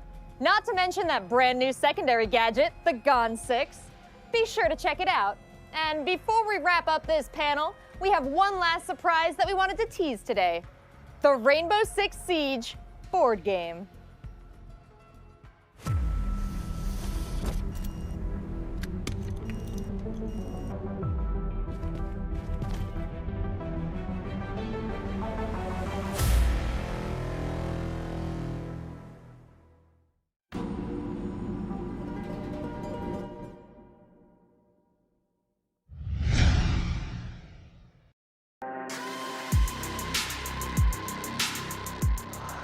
Hello everyone, I'm François-Xavier Deniel, eSport Director for Europe and Asia, and I'm with Jeremy and Rashid in charge of our programs. The 2020 season is now over, and it's time to look back on it and prepare for the next season. This season has been a turning point for the Rainbow Six eSports scene. We introduced dedicated competitive formats for our regions, as well as our brand new studio to broadcast the European League and the Asia Pacific League. But 2020 has been more challenging than what any of us could have ever imagined. We did not get the opportunity to build exactly what we have in mind. We'll do our best to make this happen in 2021, while also improving our program based on what we have learned this year. Today, we are thrilled to present you the changes coming to the European League and the Asia Pacific League for the 2021 season. Since we launched our very first competition in 2016, we have continuously adjusted our esports programs based on what we were learning year after year. This was possible thanks to the feedback we received from you, players, organizations, casters, and fans. Thank you for sharing your thoughts and feedbacks on our leagues. With them, we have identified 3 main areas of improvement for Europe: the timeline of a stage, the point system, and the path to the European League. Let's have a look. As of now, a stage of European League was composed of 9 play days, spread over a short period of 5 weeks, meaning 2 matches per team per week. For 2021, we have decided to spread the play days over 7 weeks with only 1 match per week per team. This will give the teams more time to prepare for their matches. The last 2 play days will be played on a special weekend on the 7th week. You can also expect more behind-the-scenes content to enjoy between the play days. The format of the competition will still be the same: a round-robin, best-of-1 format. However, we heard your feedback, and we will eliminate the draws and bring back the overtime. A regular win will still be rewarded with 3 points, while a loss will give 0 points. When the 2 teams will fight up to the overtime, the winner will get 2 points, while the loser will get 1 point. Finally, we are going to revamp the online qualifiers for the Challenger League. We will have 3 open tournaments spread until the end of the summer, granting points to the participating teams. The top 5 teams across all 3 tournaments will join the 9 National League winners and the 2 relegated teams from season 2020 in the group stage of the Challenger League. The playoffs will still gather 8 teams, but this year it will be a double elimination bracket played in a best-of-3. The 2021 season of the European League will kick off end of March. Stay tuned to know the exact starting date. For APAC in 2020, we managed to merge the 4 local pro leagues into one APAC league, composed of several layers: the North Division, the Oceanic Nationals, and the South Asia Nationals. But we feel that there are still too many discrepancies between the subregions and decided to simplify the formats. For 2021, the APAC League will still be divided into 2 divisions. But this time, each of them will gather 8 teams and will have the exact same format, a round-robin, best-of-1 format without draws. The North Division will be composed of 8 teams located the northernmost of the region, meaning mostly teams from Japan, South Korea, and Southeast Asia. In the meantime, the South Division will gather teams located the southernmost of the region, meaning from Southeast Asia, Australia, and New Zealand. In addition of these 2 divisions, we will still have the South Asia Nationals. The North and South divisions will have 1 play day per week. At the end of the stage, the winner of each division, based on league point system, will be automatically qualified for the major. The teams ranking 2nd, 3rd, and 4th in each division will be joined by the best 2 teams from the South Asian Nationals to decide who will get the last 2 slots for the major in a special weekend of playoffs. These changes are really exciting news for APAC, but let's add one last major update. All 16 teams from the North and the South Division will now be part of the Rainbow Six Share program. See you end of March to watch all the teams in action.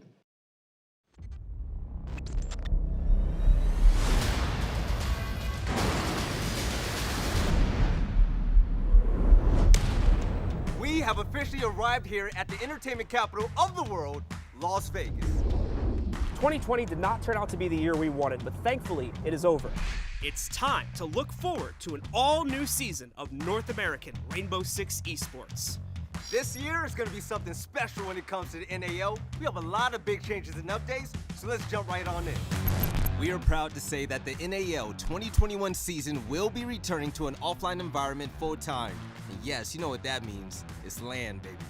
That's exactly right.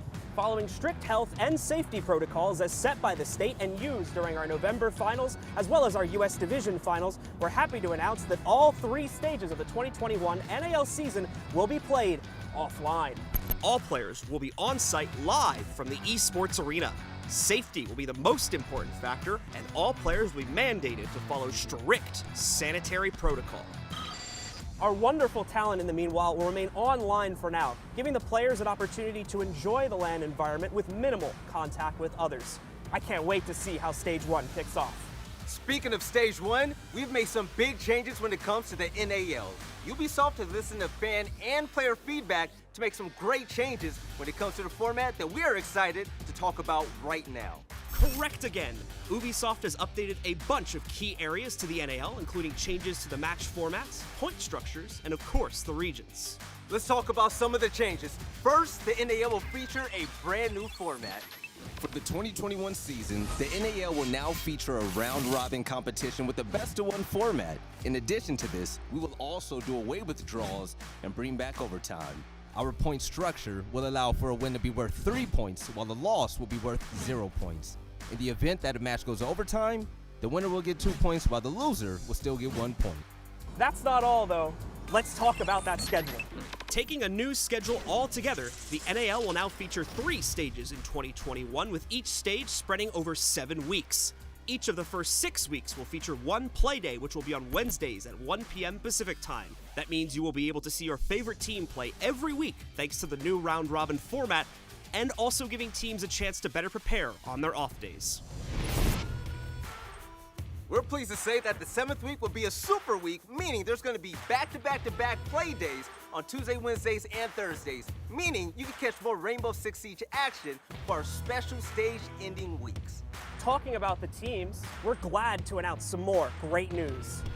Following the 2020 season, we are happy to see our USA teams returning, including SSG, DZ, TSM, OXG, Sonics, and Disrupt. We are very pleased to welcome 2 newcomers to the league. It's going to be Beast Coast and Accent now. I don't know about you guys, but I'm ecstatic to see what they're going to bring to the competition. As some of you may know, we recently merged our Canadian and US divisions also to form one unified North American league. We are working very closely with Mirage and Altiora to have them join us in Las Vegas with more news to come on this transition. Lastly, we're proud to announce that we're combining both the Canadian and US Challenger Leagues to bring a unified NA Challenger League. This means teams from across the continent will get a chance to compete against each other for the first time and earn a chance to get promoted to the NAL. We are honored to be able to bring you these updates on this panel, and we look forward to the 2021 season. Now mark your calendars, folks, because the league is back in action with our very first play date, March 24th. We cannot wait to see you there, and you do not want to miss the action. Now until then, stay tuned for more updates in the weeks to come.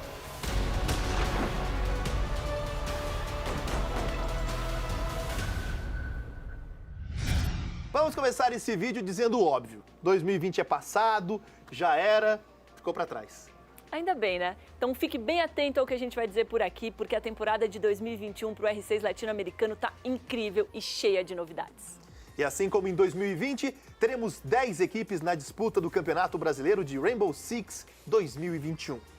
Além da atual campeã MIBR e da Fúria, que se salvou pelo Relegation, o BR6 contará também com a Black Dragons, FaZe Clan, Ninjas em Pijamas, Team Liquid, INTZ, W7M, Santos e Team One. A data de estreia do BR6 já está definida, então anote aí, sábado, dia 20 de março. E ao longo de 2021, a fase de pontos do Brasileirão será dividida em 3 turnos de 5 semanas de duração cada um, com jogos sempre aos sábados e aos domingos. Agora teremos partidas apenas aos fins de semana, 4 por dia, todas decisivas e cheias de emoção. Os duelos serão em formato melhor de um mapa. E na última semana de cada turno, teremos a Super Semana, com um Playday extra, sexta-feira também. O sistema de pontuação será o mesmo usado nas ligas europeia e norte-americana. 3 pontos para vitória, 0 para derrotas e caso a partida termine no overtime, 2 pontos para o time vencedor e 1 ponto para o perdedor. Bem, tudo isso que a gente acabou de dizer aqui diz respeito aos grandes nomes do nosso cenário brasileiro. E estar entre os melhores do Brasil no R6 pode parecer muito distante, mas existe um caminho que qualquer um pode percorrer. É verdade, e esse caminho é a Liga Six. Depois de ter voltado ao nosso calendário no ano passado, segue como a principal entrada para a Série B do BR6 e, consequentemente, a elite do R6 nacional. A competição será disputada ao longo de todo o ano e terá 5 etapas mensais com jogos em formatos MD1, sempre às terças e quartas. E claro que as 10 melhores equipes ranqueadas da Liga Six se classificam no fim do ano para a Série B. Tá achando que a gente tá bem de competitivo? Pois saibam que os nossos brothers latinos já estão também no mesmo patamar. Nada mais justo, né? Só lembrando que a região Latam tem 2 outras subdivisões além da nossa, a mexicana e a sul-americana. E ambas já contam com as suas respectivas versões da Liga Six e Série B em formatos igual aos nossos, mas contando com 8 equipes e não 10 na divisão principal, que são os campeonatos mexicano e sul-americano. Então, se você tiver a fim de apreciar os embates da nossa região, fique ligado. O Mexicanão começa no dia 21 de março com 8 times disputando partidas em formato MD1. Os confrontos serão sempre aos sábados e domingos. A mesma coisa vale para a divisão sul-americana, mas com confrontos às quintas e sextas a partir do dia 19 de março. Agora, tudo isso tem que ter algum objetivo, certo? E esse objetivo é a nossa Libertadores, a Copa Elite Six da América. Serão 3 edições da Copa Elite Six ao longo do ano, contando em cada turno com as 6 melhores equipes do BR6, os 2 melhores colocados do México e os 2 primeiros do Sul-Americano. Esses 10 times vão estar divididos em 2 grupos. O melhor time de cada grupo avança direto para as semifinais, enquanto os segundos e terceiros colocados seguem para as quartas de final. Agora, se você achou que as novidades ficariam restritas a datas e formatos de disputa, sinto lhe dizer, mas temos um anúncio muito importante a fazer, hein? Sim! Pensa bem, a cada turno da fase de pontos do BR6, 6 times se classificaram para a Copa Elite Six, correto? E o que as outras 4 equipes vão fazer? Então pode deixar que eu respondo. Essas 4 organizações vão se juntar às 12 mais bem ranqueadas da Liga Six para disputar a primeiríssima Copa do Brasil de Rainbow Six Siege. Da mesma forma que a Copa Elite Six acontecerá a cada fim de turno das principais competições da região Latam, a nossa Copa do Brasil também terá 3 edições, sempre no encerramento de cada turno do BR6. Os 16 times vão se enfrentar em chaves eliminatórias simples, sempre às terças e quartas. Ah, e os nossos hermanos também vão contar com as suas versões da Copa do Brasil. Do Brasil não, né? Você entendeu, cada uma na sua. Léo, e outra novidade que a gente anunciou recentemente, as meninas também seguem com um torneio exclusivo do nosso competitivo, mais uma vez, claro. O circuito feminino de Rainbow Six está de volta em 2021 com uma premiação maior e mais etapas ao longo do ano. E não só a premiação do circuito feminino cresceu, mas também a premiação de todos os campeonatos, que são a porta de entrada para a elite do R6 nacional. Se a gente somar apenas as premiações de Liga Six, Série B e das Copas Nacionais, a Copa do Brasil por aqui, serão quase R$1 milhão em toda a América Latina ou R$500 mil somente no Brasil. É, Léo, não vão faltar campeonatos e prêmios este ano. Pronto, chegamos ao fim deste resumão do calendário competitivo no cenário Latam de 2021. E olha o tamanho da nossa responsabilidade. Vão ser mais de 10 campeonatos transmitidos, mais de 500 partidas, incontáveis horas de transmissão e um total de mais de R$3 milhões em prêmios. Emoção não vai faltar. É só você ficar ligado nos canais oficiais do R6 Esportes Brasil e R6 Esportes Latam. É isso aí, 2021 vai ser gigante. We hope you enjoyed this trip through the past, present, and future of Siege. This celebration of the pillars that support our game is truly a love letter to each of you. Each of you who are trying to achieve that next rank and level up your gameplay. Each of you who found a connection with characters in and around our game. Each of you who have contributed a line of code or a piece of art to a digital universe that is loved worldwide. Thank you for sharing this journey with us.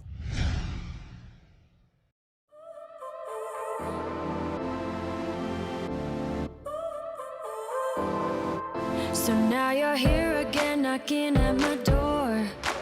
A little too late for, I'm sorry for. The lights went out 'cause you kept cutting the cord, and I started to fade into your gray. See, I finally opened up my eyes, and I saw me coming back to life. That I'd be better without you inside. It's time to be someone I wanna recognize. The future starts right now. I made a reservation, but you never came, so I'm checking out. The fire you stole away, I know one day we'll come back around. The future is now.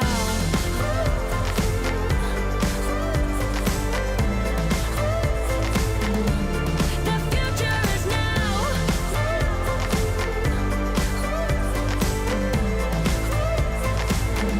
The future is now. I waited for you in the passenger seat. There's only so far I can ride in your dreams. While you were chasing everything else but me, I'm starting